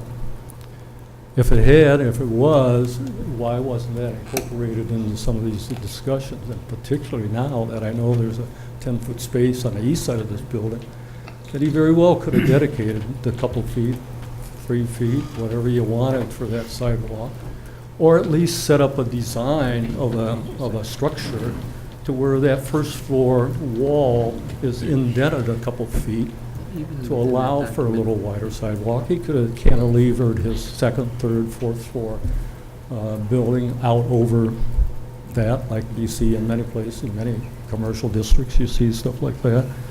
But I just think so many things have been missed in this development and this immediate jump to we're going to do these traffic changes to create a proposal to add maybe a foot to the width of the sidewalk. I think in the plans they're proposing a 9-foot sidewalk.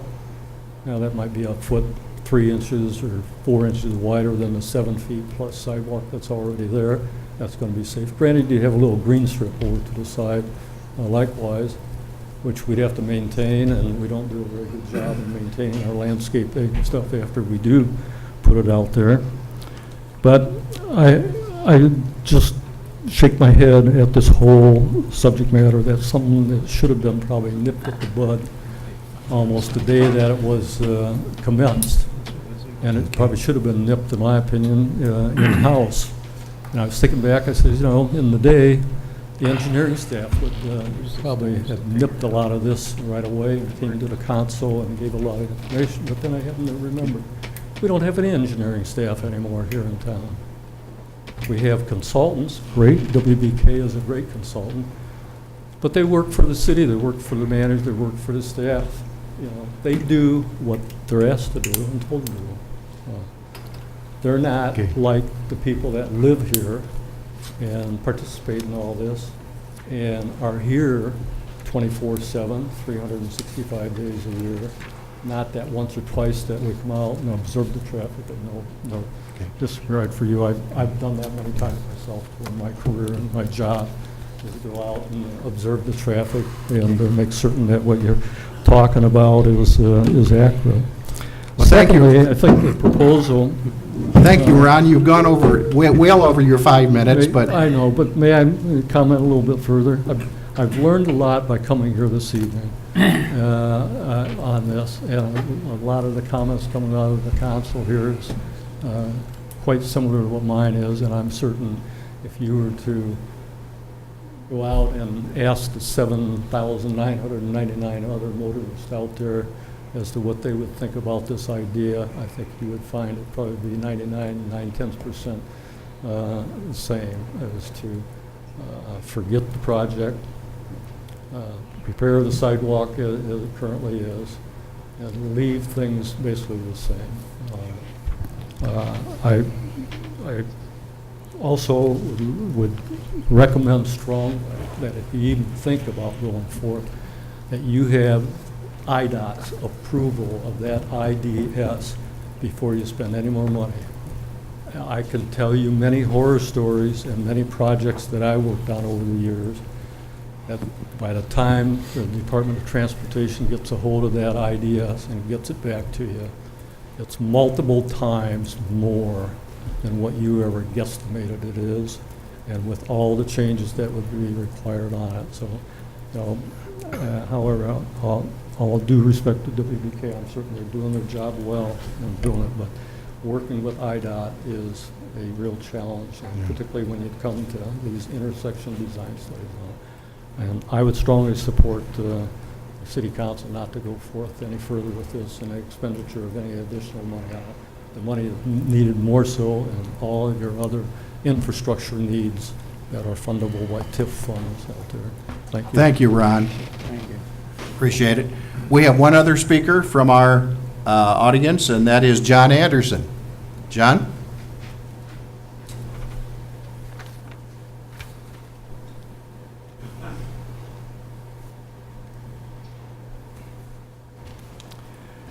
Well, I took a quick look from the alley, and it appeared to me to be 8 or 9 feet, and I wondered what they're going to use the space for. So if they're going to have a walk-through to come through to the parking lot, as long as they have lights on the wall to make it safe. But you got to remember, in the wintertime, you got the same problem you got at the other walk-through. You're only going to get about sunshine there for 45 minutes. It'll be icy all winter. Or that's going to be a problem you probably could handle, and you're going to have to remove the snow from the site completely. But I noticed too that the new building has also blocked the alley off. It's all the way up within a couple feet of the existing building. So I know you're going to have utilities to go in there yet. But what really irked me when I seen this on the agenda, why wasn't this done before you even give them a permit? You wait, this is like building a sidewalk off the street in a vacant lot. Well, build your house and have the garage where the driveway is. You got to plan ahead. And I can see if a semi is going north on South First Street, he's going to have to take up both lanes and make a right turn. There's no way that machine can do it otherwise. And cars will get out of his way. And Mr. Finucane was talking about on North First Street heading south, if you don't stay in the right lane, you'll never make it to Locust Street, because the first car's liable to make a left turn and he's got to wait for all the other traffic. It's a problem. But These things should be thought up beforehand, not after they get the building up 12 feet. That's my only comment. Mr. Naylor's got the right idea, though. Do a little planning before we dig up the first spadeful of dirt. Thank you. Thank you, John. Appreciate your comment along with Ron's. I'd like to read one other letter, and this is from one of our former city employees, our former engineer and Public Works Director, Ralph Tompkins, who delivered this to me today and asked me to read it. I have concern for the action pending before the City Council involving the elimination of a northbound traffic lane on South First Street. Eliminating this lane, which has functioned well for many years, I believe, is short-sighted and a significant mistake for the following reasons. The dollars being spent by the city to create a wider sidewalk is excessive and could be much better spent on much more important street projects. Number two, if the wider sidewalk is needed, then the simple solution, which would cost the city nothing, would be to have the developer dedicate the needed right-of-way and build the sidewalk at his own expense. Number three, reducing First Street from 2 to 1 lane will reduce the stacking room for traffic by 50%, creating a very real possibility of backing up traffic onto the railroad, thus creating a potentially serious safety issue. Number four, eliminating one northbound lane will require additional traffic signal green time for northbound traffic to handle the volume of cars. Doing so will require green time to be taken from the Lincoln Highway phase of the traffic signal, reducing the available green time for east-west traffic. The result will be taking time away from the primary street to give it to the minor street just to install a sidewalk. And finally, Ralph says the intersection has functioned well for years since it was rebuilt and widened with the Lincoln Highway project years ago.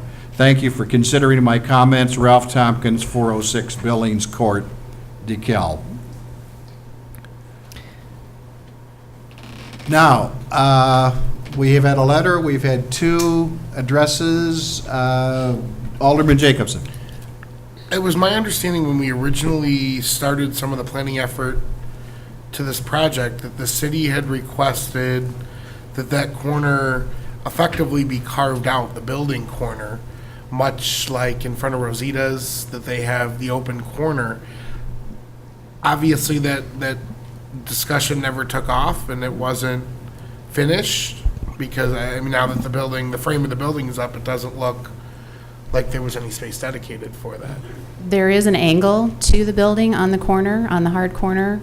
There's a pier that is at the actual corner, and the cutout goes between that pier and what will be the building wall. Does that make sense? So there will be additional space added There will as a be- walkway there. Yes. So there'll be a pier right in the middle of the area between the curb and the door Okay. to the building. But there'll be a cutout that would be a pedestrian pass-through. Yes. I mean, with that in place, if there is a safety concern in the intersection, and being down there, I did walk it down there purposely. I think the safety concern is more caused by the light pole there than anything, not necessarily the width of the sidewalk, but the placement of the light pole. With that additional pedestrian access, I just don't understand where the impetus of this is coming from for a $500,000 project on a TIF that wasn't budgeted for. So can I jump in there? Yeah. So I want to address a couple of the comments that were made, and this addresses specifically that question, Alderman Jacobson. So as you may recall with Cornerstone, this was a project that we were moving at lightning speed. This was the catalyst to really jumpstart the development in the downtown. So in traditional developments, yeah, many of the people are exactly right that as you go through a process that probably is at a slower pace, this might have been something that had been picked up as far as at least a policy discussion to have talked about with the council to say how important it is to have this width of the sidewalk there. So in normal circumstances, absolutely, that is something that you flag. So what ended up happening after the council approved this development, and then as staff, as we start analyzing and looking at all the issues that we have to deal with once you approve a development, when you start looking at the infrastructure, you start looking at the utilities, the ComEd lights, the light poles, we noticed that exactly what you just pointed up, Alderman Jacobson, the light pole. And we started to look at where all that infrastructure is in place and how narrow that sidewalk is, not only when you walk it, but when you're maneuvering around those things that are in the sidewalk. So that's what happened. That's what precipitated this. So then, as quickly as possible, we brought this back to the council to say, this is what we've noticed. And then we started to look at, with all the other development that is taking off, what is the tenure of what is the tone that you want to set for the downtown? So there's a couple points I just wanted to address from the various comments of aldermen. So number one of the things to keep in mind is this is in keeping with your complete streets policy that the council approved in the last year. And this is looking at how do you make our streets more pedestrian and bicycle friendly. This comment or this aspect is really looking on the pedestrian nature of having people who are going to access it coming from the parking lot, or people that are going to congregate outside of the Cornerstone development, whether you're going to the business, whether you're going to the restaurant and bar. Hopefully they're going to be so packed, people are going to be waiting outside to get in, a place to congregate and wait while you're waiting to get inside. Think of different restaurants that you've gone to or different places, and whether that ability is really able to congregate inside or you have to congregate outside. But keeping specifically with the Complete Streets policy, the goal of the policy is to fundamentally look at streets differently and not just focus on the movement of vehicles. It's focusing on how do pedestrians move from one location to another, how do bicycles move from one location to another. And as DeKalb, I mean, we've got a lot of infrastructure, a lot of streets in place because we have a lot of state highways, whether it's 38 or 23 or all the other main collectors roads that we have. Second point I wanted to make is I challenge the council just to consider the future extension of the downtown to the west. So we're saying, all right, you've got Cornerstone here, then you've got Walgreens across the street. One of the things I always challenge you as elected officials to say, where do you want the community to go in the next 20 years? So visualize that the downtown is going to extend westward towards NIU's campus. You're going to see the Shodine property redevelop. You're probably going to see something else happen on that corner. So this gives you the ability to extend that downtown, which is really a priority for Northern Illinois University, of how do we connect the campus to the downtown. So First Street in your mind may be the end of the downtown today, but in the future, it's going to go towards Pearl. So how would you want then that cross section to be? And this will be a policy discussion that we have with you in the future. The other thing I wanted to point out is I would ask you also to consider some of the most successful downtowns that you've been to in the geographic region. One of the ones that comes to my mind, I think of different downtowns from Naperville to Glen Ellen to Wheaton. One of the things that you've seen in some of these downtowns is you have very wide sidewalks in some places, or you have gathering places where it makes it convenient and conducive for you as a pedestrian going there, whether you're going to a restaurant, whether you're going to a store, whether you're buying something, to go there and congregate and where it's comfortable for you. I normally don't do this, but since Alderwoman Noriko brought this up and I intentionally used that phrase, I normally don't speak from my perspective as being a woman. If I have a choice of going down a 10-foot wide, I'll call it alley, I am not going to do that at night by myself. I will walk to an open area where I can see people who are close to me or people that are far away. This is just something that I adopted actually when I went to school here at Northern Illinois University, just something I'm more conscious of. So there is a gender factor as far as how you would approach an enclosed space, especially an enclosed space at night. Even if it's the most well-lit enclosed space at night, I would avoid it. I would always go for that open area where I know where I can have a great line of sight. The last thing I would ask you to also consider, and I talked earlier to Public Works Director Tim Holdeman about this, there's also a value to not have to maintain pavement that is absolutely necessary. And I know one of the things that you all, as the City Council, will have to make future decisions on are where are we going with our streets program, and that's part of our asset management program, or asset management plan. And if a roadway is not necessary, instead of looking at it from the perspective of, yes, you could be spending up to $400,000 to reconfigure the sidewalk here, I'd also look at it, if that lane of traffic isn't absolutely necessary, there's a value taking that off of our system and not having to maintain it in the future. And I think as we go forward, when we look at redevelopments of areas, if you look at the complete street policy itself, that's part of it, is do you narrow streets that are very wide right now to be more conducive to bicycles, whether it's taking one of those lanes, converting it to a bike lane, whether it's narrowing it so that you have more of a sidewalk to make it more pedestrian friendly. But think about, fast forward 20 years in the future, and if you really do want to connect to Northern Illinois University's campus and have the students walking here and biking here, what is going to feel comfortable for them? We're a very car-driven society, so all of us are probably used to getting in our vehicles and driving to the place, but you have a lot of people who are going to be walking or biking to that location, especially Barb City Bagel. They're going to be biking there and then walking around to grab their bagel. So I will stop talking. Thank you. Thank you. Alderman Jacobson. 2 comments on that. Obviously, the hope is that eventually Pearl Street will build out. There is the likelihood at some point the old clinic site will build out to something likely residential. That'll be a traffic draw. The hope is that we do extend to Northern Illinois' campus and increase the commercial in the neighborhood. With that in mind, limiting our only now north-south collector street, Main Street across town doesn't seem to facilitate those things. It seems to be the opposite of that idea.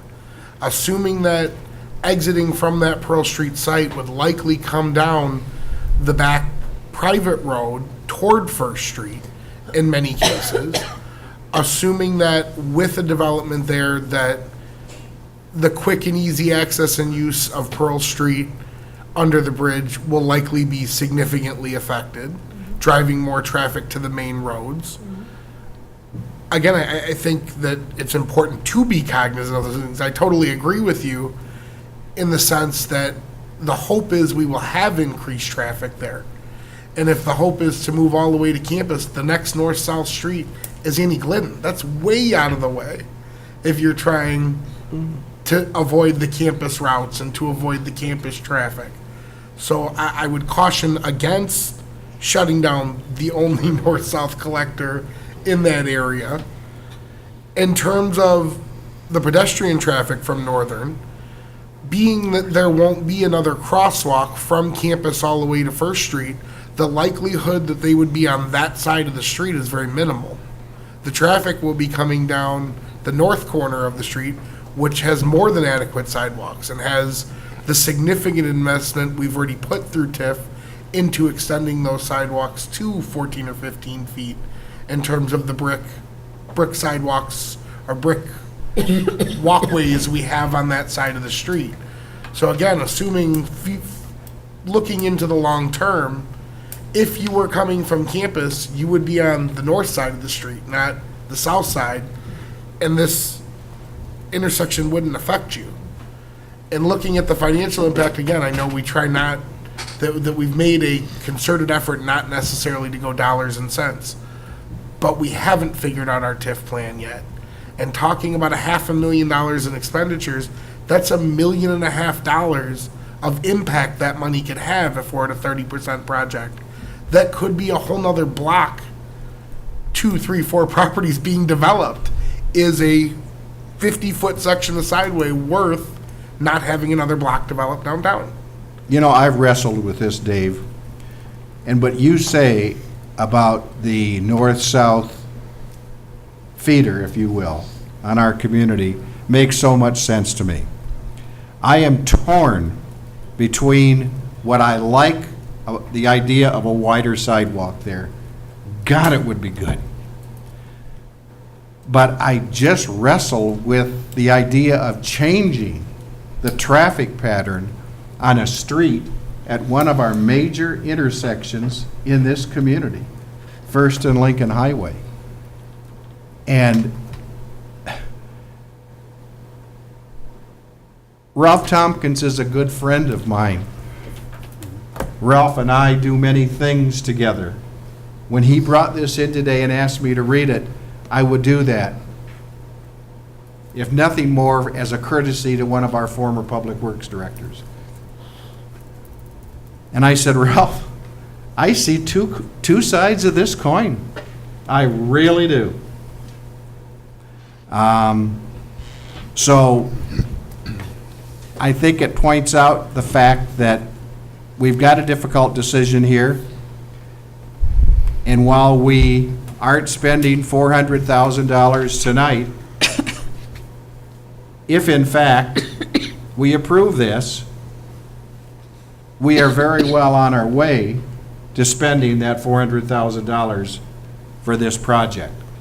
And so I'd like to, unless there's a bill, I'm going to let you speak in just a moment. I just want to present our two options here. We may concur with the recommendation to proceed to Phase 2 of the existing contract with WBK for additional work to exceed, not to exceed $67,500. Or we may choose not to proceed. We mean the sidewalk and the lighting conditions would remain in their existing condition. And we're talking again about sidewalk and lighting on the west side of Cornerstone Building. Bill? Well, you know, I'd like to comment. We've talked about this First Street, you know, minor arterial, minor collector, but it's only 3 blocks worth where it's 2 lanes wide anyway. The rest of it is all 1 lane, all the way from the tollway all the way through the north end of town, except for that 3-block section. I think that's an important concept to keep in mind. I think you're right. By making those 3 blocks 1 lane, we're not really changing very much of the overall concept. Okay. Mayor, if I could. Yes. I would just, Public Works Haldeman. yeah, I would just add that, you know, south of the Union Pacific Railroad, it's a single lane. And halfway north to Lincoln Highway, it's still a single lane. And then at half block, it turns into 3 lanes. And so the idea that there's some benefit from that 3 lanes being there, I think is a fallacy. That single lane, as modeled, will take the traffic through that. It's a single lane road coming north, and that single lane will handle that traffic straight on up. And this gives us an opportunity to address what I think is one of our paramount issues downtown, and that is speed. The cars are going too fast downtown. And the reason they're going too fast is because we've got too much roadway and not enough protected pedestrian walkways. And this is an ideal opportunity to address that. And, you know, as a newcomer to the city, this is a gem of a intersection. This is where you look when you come into DeKalb. And we have the opportunity to really showcase this corner and to make it more safe and to reduce the speed a little bit here. And that's where we're going, as City Manager Gara said, about the complete streets and the philosophy there. This is right in line with that philosophy. Thank you. Thank you. Any further discussion? Alderman Noriko. Several speakers have talked about the complete streets philosophy, and I will admit, when it came up for a council vote, you know, it was like mom and apple pie, and sure, and I'm not sure I really thought through all the implications, but I think that this is a good example of a project to stand behind that would show our commitment to that philosophy. And while I've gone back and forth, you know, like 5 times or more, you know, tonight listening to comments much like Mayor Smith, in it, I believe that the right thing to do is to vote yes at this point, recognizing, yes, it is a lot of money, you know, and I'm still kind of wrapping my head around that. But if we really stand behind what we promote and what we put forward, we need to vote yes. Before we're ready to vote, Joellen, do you have any further or final comments? I just would like to, from a planner's perspective, one of the things I hear everybody talking about is what we as planners refer to as placemaking, and I know that's come up in our planning documents and some of the things that we talk about, and I'm not sure everybody really understands what that means. So when we talk about placemaking in the downtown, it's a lot of factors coming together to make that area attractive, not only for people to want to do business there and spend their money and come to DeKalb, but also for residents and shoppers to come and live and spend their money and go to entertainment venues in the downtown. So when we talk about the need for certain things, sure, a lot of what we talk about is based on anecdotal information and goals and objectives that are set. So we've talked to people about what makes downtown not feel quite right. And one of those things, for example, was lighting. The sidewalks, for the most part, are felt very acceptable on Lincoln Highway, but this just doesn't feel the same way when you're walking down this street. The other thing I want to point out for this development and the future success of the Cornerstone project is that we have in that Cornerstone project an opportunity to execute a long-range plan for a parking structure if and when downtown parking becomes an issue that we want to promote there. We have that opportunity with this developer where he'll turn over the property that he is building a surface lot now, and we would construct potentially a deck on that property along with the city's property for that area as well. So if that's the case, and I understand the connection on the alley that was referred to on the east side of the building, and that's important, but if we're going to be at a position in the future to look at accommodating a parking structure behind Cornerstone, that parking structure obviously would be providing access to potentially to the west on the Shodine property, or potentially to the north to provide additional parking for the Egyptian Theater. And I don't see people going to the alley and then, kind of maneuvering around to get to that location. So I did want to point that out as one other item that I didn't hear discussed so far. Is that a hand down there? Yeah, Yes. and that's a great All- point, because if we have this garage, certainly 2 lanes would be better to get onto First Street than 1 lane with the parking garage sitting there. Or you're going to force everyone to go over to Second Street, go down Have the both. south, yeah. You'll have both.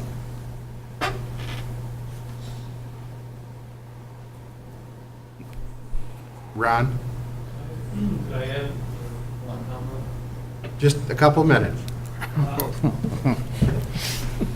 You were 7:35, your last one. Okay. For the comment, though, with regards to reducing from 2 lanes down to 1 lane, you got to keep in mind that the traffic is going to be there, and it's growing every day. And particularly this idea of throating down between Lincoln Highway and Sycamore Road to 1, you got to remember, that's got twice the volume of traffic on that 3-block section than what is on the south leg of South First Street. 8,000 vehicles a day on a 2-lane road. It's time to be thinking about a multi-lane road to accommodate the increased traffic. Generally in that range when streets, highways approach that 8,000, 9,000, 10,000 vehicles a day, you should be looking at improving that road, expanding it out to a 3-4 lane to accommodate that growth.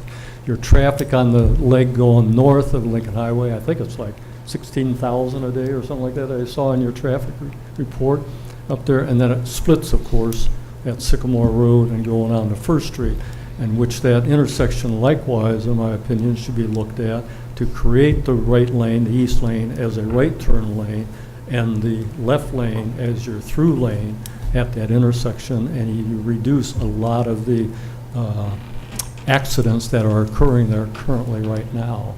and dedicate that east lane to a right turn lane once you get up there at Pine Street or just beyond Pine Street on it. That's basically how it functions right now. So you should stripe it and paint it and mark it accordingly.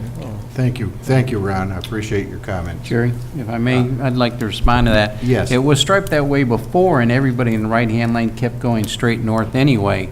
And now where people are forcing themselves over, everybody's racing to get to that spot to be first in line. When it was striped that way before, people in the right lane continued to go straight ahead anyway. I know, I drive that way a Yep. lot, and I want to figure what lane I want to get into before I get into that merge. Yeah, Matt? Can I make one parting comment just in response to those comments?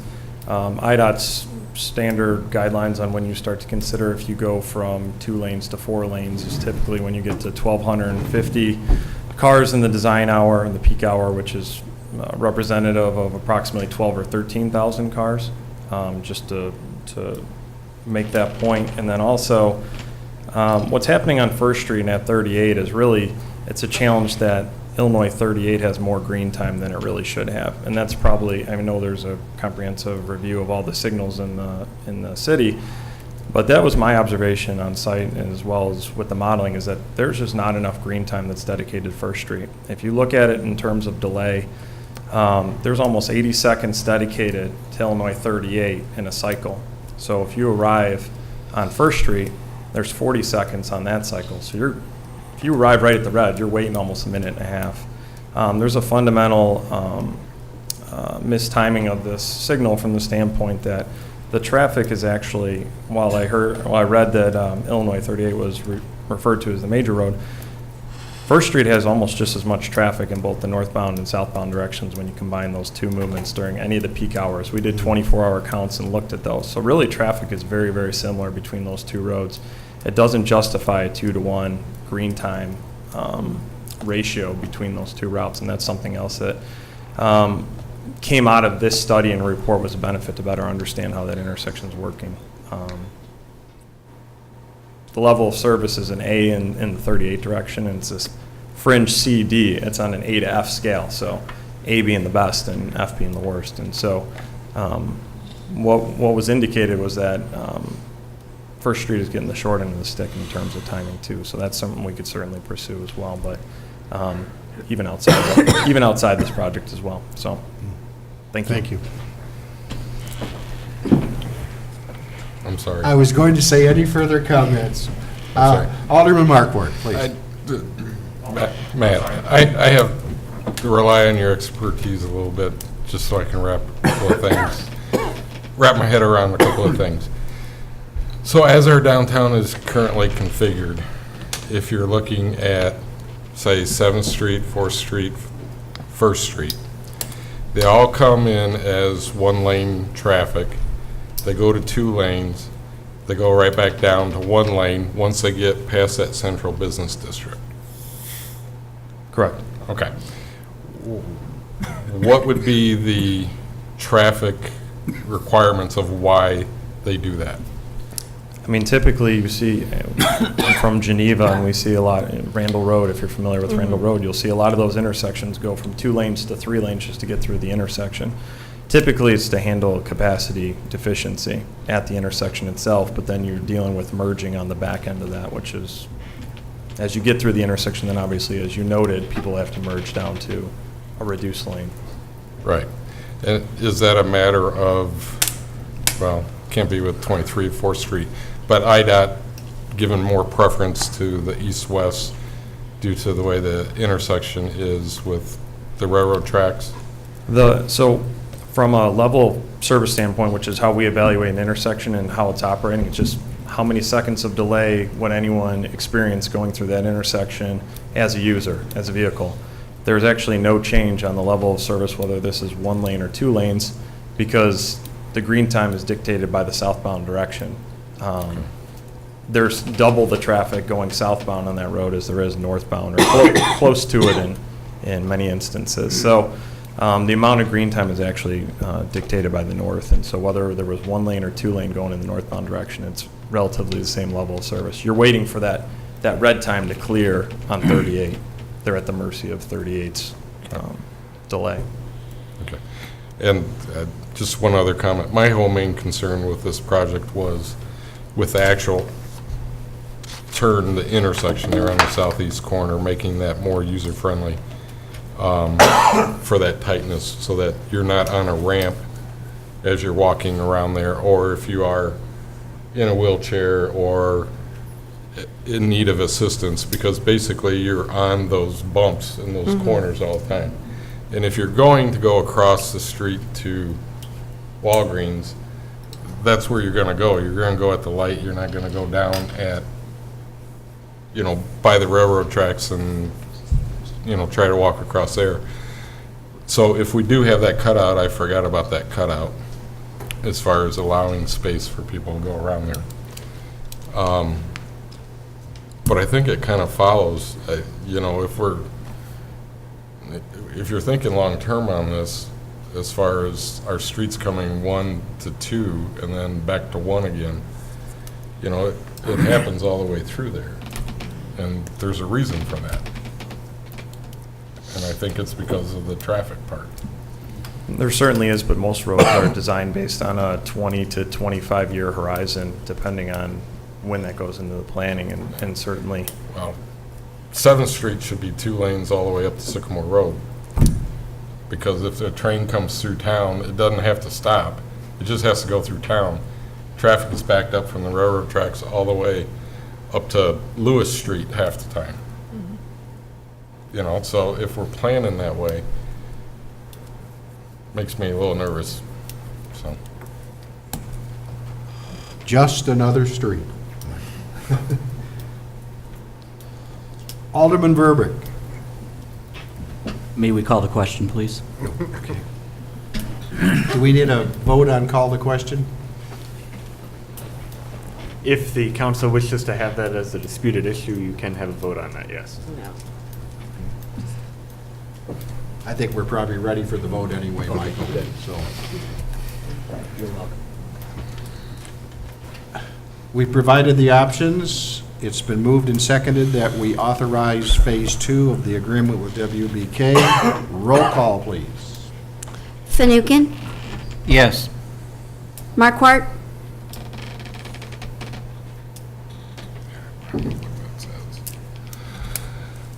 I gotta say no. Fagan, No. Noriko, Yes. Verbic, No. Favor, Yes. Jacobson, No.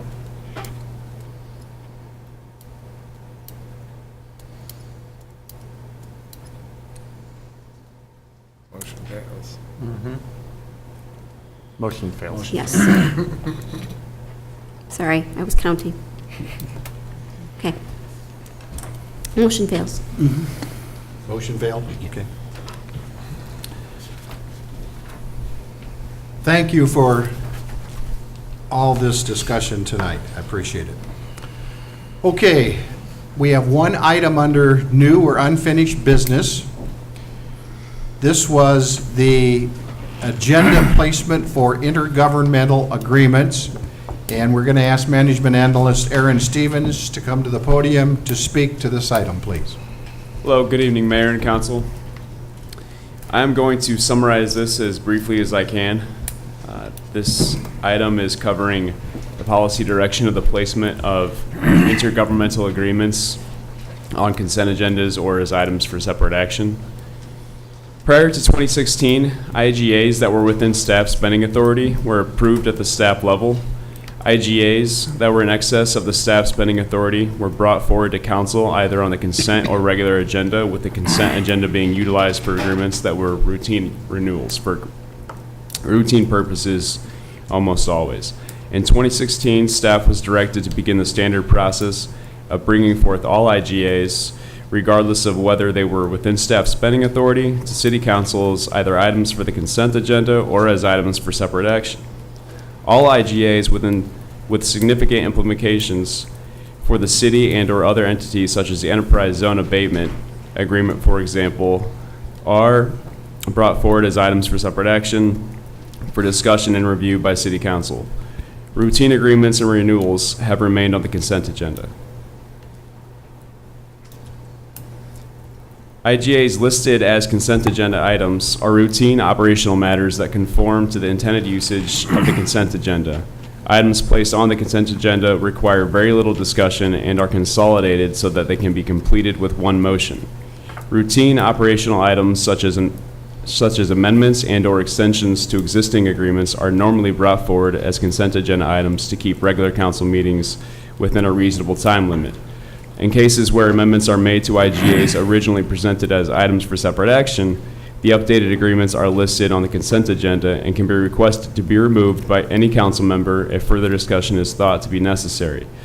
Additionally, public safety-related IGAs that are within budget amounts are included on the consent agenda for approval to maintain continuity of critical police and fire operations. In the agenda packet, there is a brief summary of IGAs that were either listed on the consent agenda or items for separate action. It turned out there were 8 in both 2015 and 2016. It's basically a 50-50 split between items that were either brought forward as consent agenda or items for separate action. We did that just to give you a little bit of background on the types of IGAs that are either listed as separate action or brought forward on consent agenda, and I think you'll see that it just shows that what I'm saying here is consistent with consent agenda items being used for routine operational matters and any items that would have significant implementations on city operations or other agencies are listed as items for separate action. So I'm just going to provide a recommendation that council continue with current policy direction of using the consent agenda to approve IGAs that are being updated with routine amendments or extensions and/or do not require further discussion because of their non-significant or routine nature. This is what's currently practiced, and staff will continue to bring forth items for separate action when they are of a certain significance as to warrant further discussion by council. And as you're well aware, at any time, City Council can require or request any item that's listed on items for separate action to be, or items on consent agenda to be taken off consent and put it on items for separate action for further discussion when that is warranted. And with that, I can answer any further questions that you have on this item. I think it appears that the consent agenda has worked fairly well for this council. And Tony, I know this was one that you had brought up a couple of meetings ago, was it not? The intergovernmental agreements, even though I know you wanted to pull that one off that meeting, does this recommendation sit well with you? That we keep the current process and the current procedure moving forward? I know, Bill, you've been very, very vocal in support of putting as much on the consent agenda as possible to reduce the length of meetings. Tony, how do you feel on that? I guess what I'm trying to do is get some consensus, because this is not an action item unless we want to make it an action item. So my understanding is that all intergovernmental agreements will be on either the consent agenda or on the regular agenda. There will no longer be updates to even dates, like the annual agreement with NIU or with the DeKalb High School. Those will all be on the consent or on the regular agenda going forward. Correct. City Council gave that direction at the meeting last August. There are some, I would say, minor agreements that are sometimes handled at the staff level by the chief, but all the substantial intergovernmental agreements always come to the City Council for your review and action. Does that satisfy you, Tony? It does, yeah, I'm fine with that. Any further discussion on that, as there seemed to be consensus among the council that we move forward as we have? Okay, Aaron, thank you very much. Thank you. Appreciate it. Next on the agenda, item I, reports, communications. First of all, Alderman Jacobson. Both Bill and I held our combined joint First and Second Ward Aldermanic open house or meeting this past weekend. While there was a little bit of confusion of the time, probably because of my comments at the last meeting that misstated the time, there were several people in attendance. I thought it was an extremely productive meeting. There were a couple questions I know that'll be forwarded back to staff this week by one or both of us. But it was a good showing. It was a good turnout of several interested people. I know the England North Plan is certainly generating some interest, and people are trying to figure out what the city's role and involvement is going to be, what our task force's role and involvement will look like. And we assured them that our mayor would be updating them as soon as this evening on some of those steps so that there's a little bit more understanding on the public's part. I also wanted to mention that very shortly, and I think before our next meeting, is IML, the IML conference, and I would certainly recommend, as I normally do, that all council members attend. I think it's a great event that we could bring back some really good experiences of other communities and get to branch out and see some other projects. Oftentimes, we get bogged down in our projects of DeKalb, and we get bogged down in our view of DeKalb based on the fact that some of us don't leave town very often, myself included for certain. And it's good to get out and see what other very like-minded college towns and similar-sized communities are doing to be innovative and to help us help push staff to continue thinking outside the box and moving the ball forward. So, thank you. Alderman Fanouken. Again, I'll join Dave. I really want to thank those who came to our meeting yesterday. We had some spirited discussions at time. Again, the interest in the Annie Glidden North project was very high, wanting to know what it was going to mean to them and who was going to be included in the discussion. So I think that, as Dave said, he and I will be forwarding several things to staff. Also, tomorrow I want to remind folks that DSATS is holding 3 open houses on public transportation at noon at the Home Students Center, at 3 o'clock at the Sycamore High Rise, and at 6 o'clock at Barb City Manor. It's important that the public share their opinions on public transportation, particularly in light of the developments where we're trying to integrate the Husky Line and the Transvac service to make it both more efficient and more cost-effective. And then also, I'd like to also remind everybody, Mike, I'm going to steal your thunder, that this Friday night is DeKalb Sycamore game in Husky Stadium, so come on out and wear the black and orange. Thank you. Thank you, Bill. Alderman Marquardt. No report. Alderman Fagan. No report. Alderman Noriko. No report. Alderman Verbeek. I'd like to thank the residents of the 6th and 7th Ward for contacting both myself and Alderman Favor about some safety suggestions for our wards, and we really appreciate that. We also have a Finance Advisory Committee meeting scheduled for Thursday, the 21st at 5:30. Is that correct? That's correct. Thank you. Alderman Favor. No report. Very briefly, I commend Alderman Jacobson and Alderman Fanouken on holding their ward meeting, as Pat, you and Mike Verbeek did, and Kate, you have. I think it's just a great way to get out into the areas, if you will, of our wards and see what folks are talking about. Alderman Marquardt, I thank you for attending on my behalf at what was a huge groundbreaking this week, and that was with the Kishwaukee Reclamation District's new facility out there on Hollister Avenue and Sycamore Road. And I appreciate your attending and carrying the city's banner that day. Now, as Alderman Jacobson had alluded to, yes, the Annie Glidden North Mayoral Task Force is nearing its final stage of completion. We have had about 50 nominations, many of which have come from the folks up here and their constituents, on who can best represent the thoughts of the Annie Glidden North region, the northwest quadrant of our community. Sometime midweek, we will announce who those 28 or 30 members on the mayoral task force are. We will more fully explain the role of that task force as it aligns itself with Camiros, the company that we have hired to lead us on that mission. Annie Glidden North project will be a project that we're going to be talking about and getting reports on and having community meetings over the next year.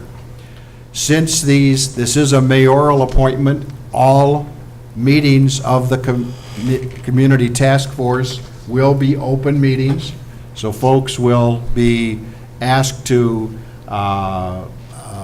be aware of that. Also, we will have, over and above that, some community meetings that will allow as many folks from throughout the area come to view what it is that the task force and what the city and what the residents in that community are doing to revitalize.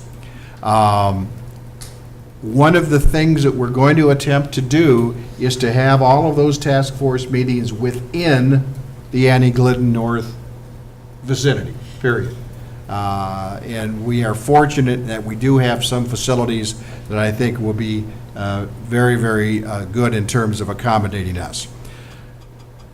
Finally, I'm going to let you know tonight that I've asked Alderman Fanouken to be the liaison of the City Council to the Annie Glidden Road, Annie Glidden North project. As you know, Bill probably has the largest number or near in the constituents in his ward, perhaps sharing that with Dave Jacobson of Ward 1. But Bill, you've lived in University Village.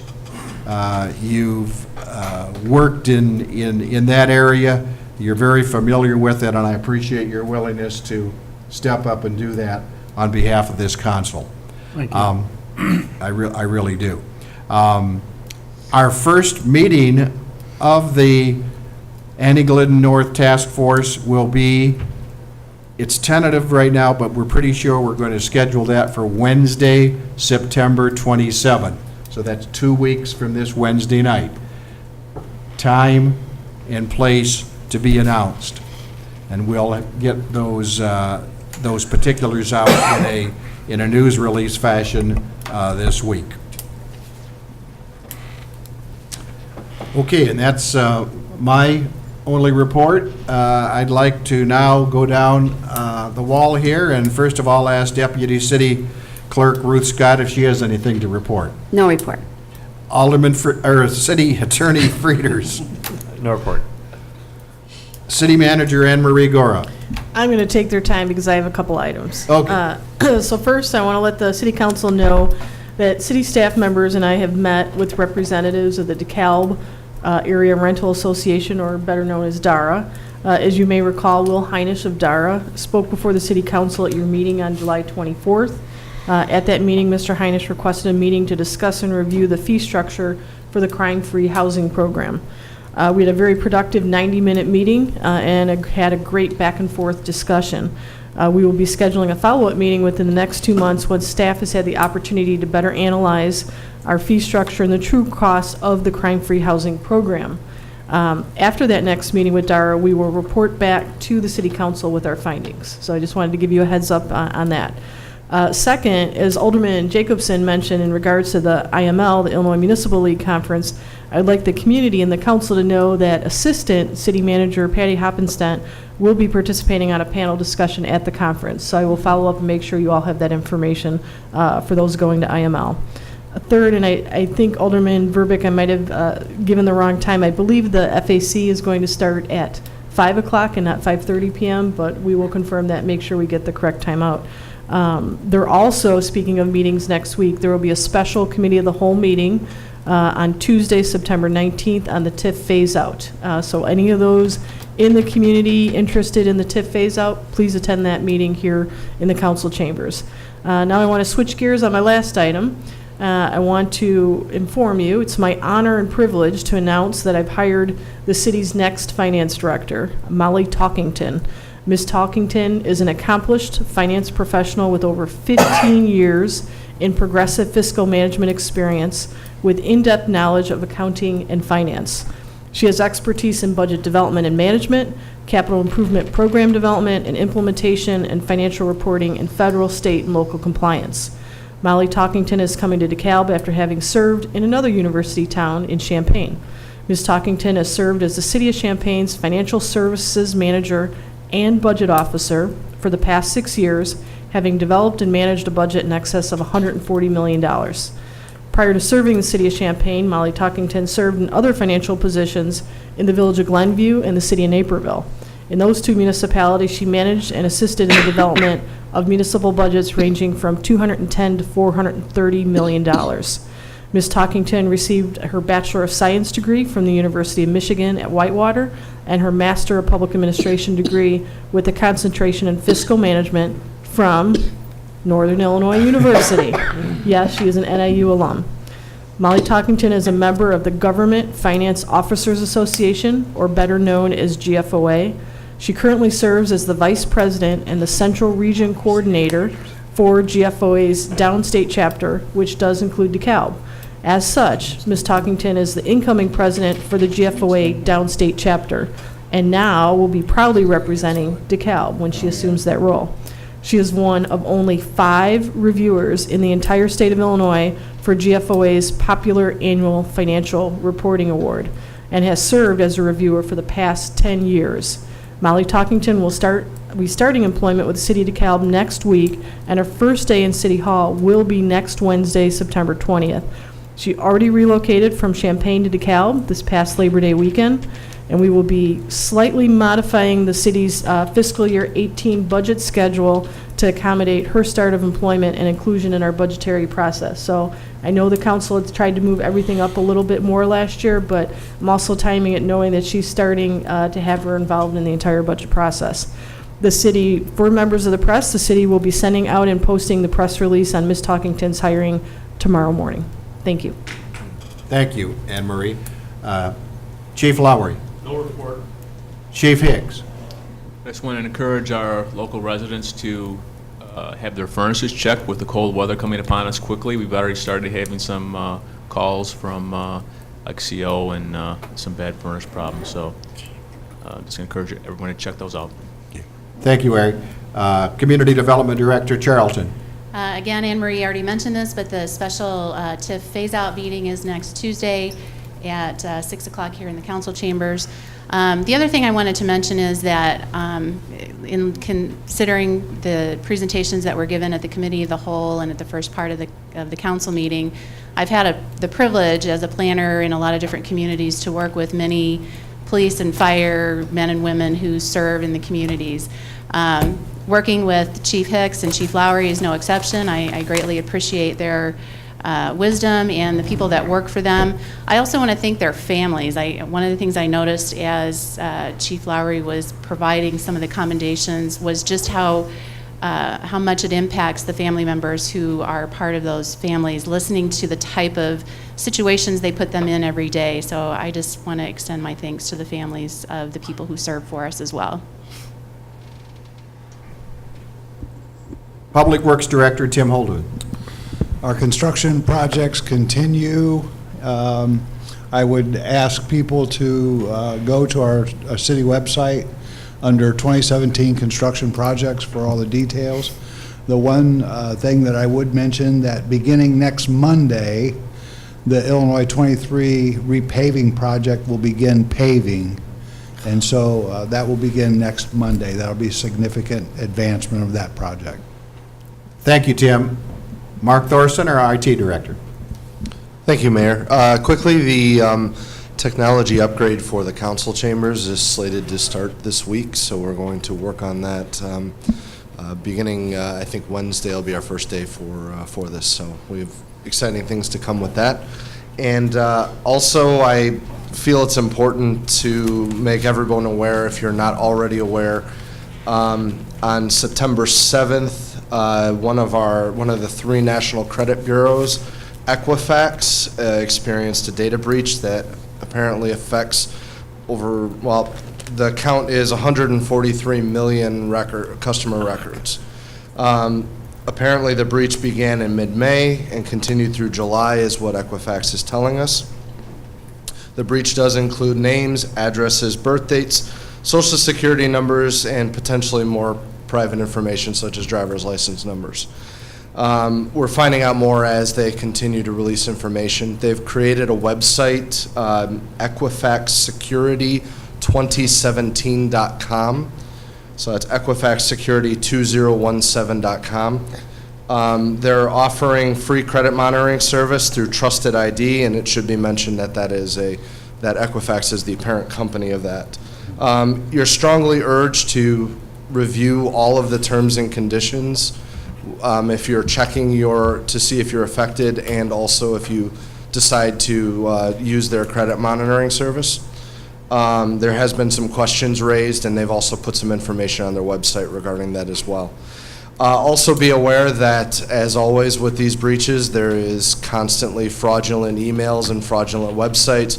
Please pay attention to the website you're going to where you are entering private information to ensure that it is legitimate. If you have any questions, go directly to Equifax.com, and that will be able to direct you to where you need to go. Thank you. Thank you, Mark.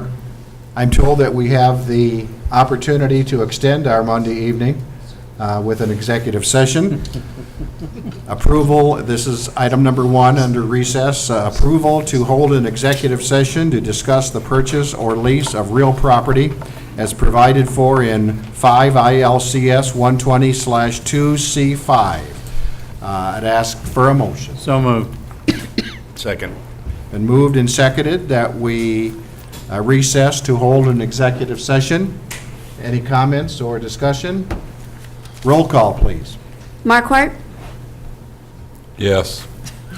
Fagan, Yes. Noriko, Yes. Verbic, Yes. Favor, Yes. Jacobson, Mark Barth thought about it. No. Yes. Fanouken, Smith, Yes. 7 yes. We're going to recess for executive I had to session. do it.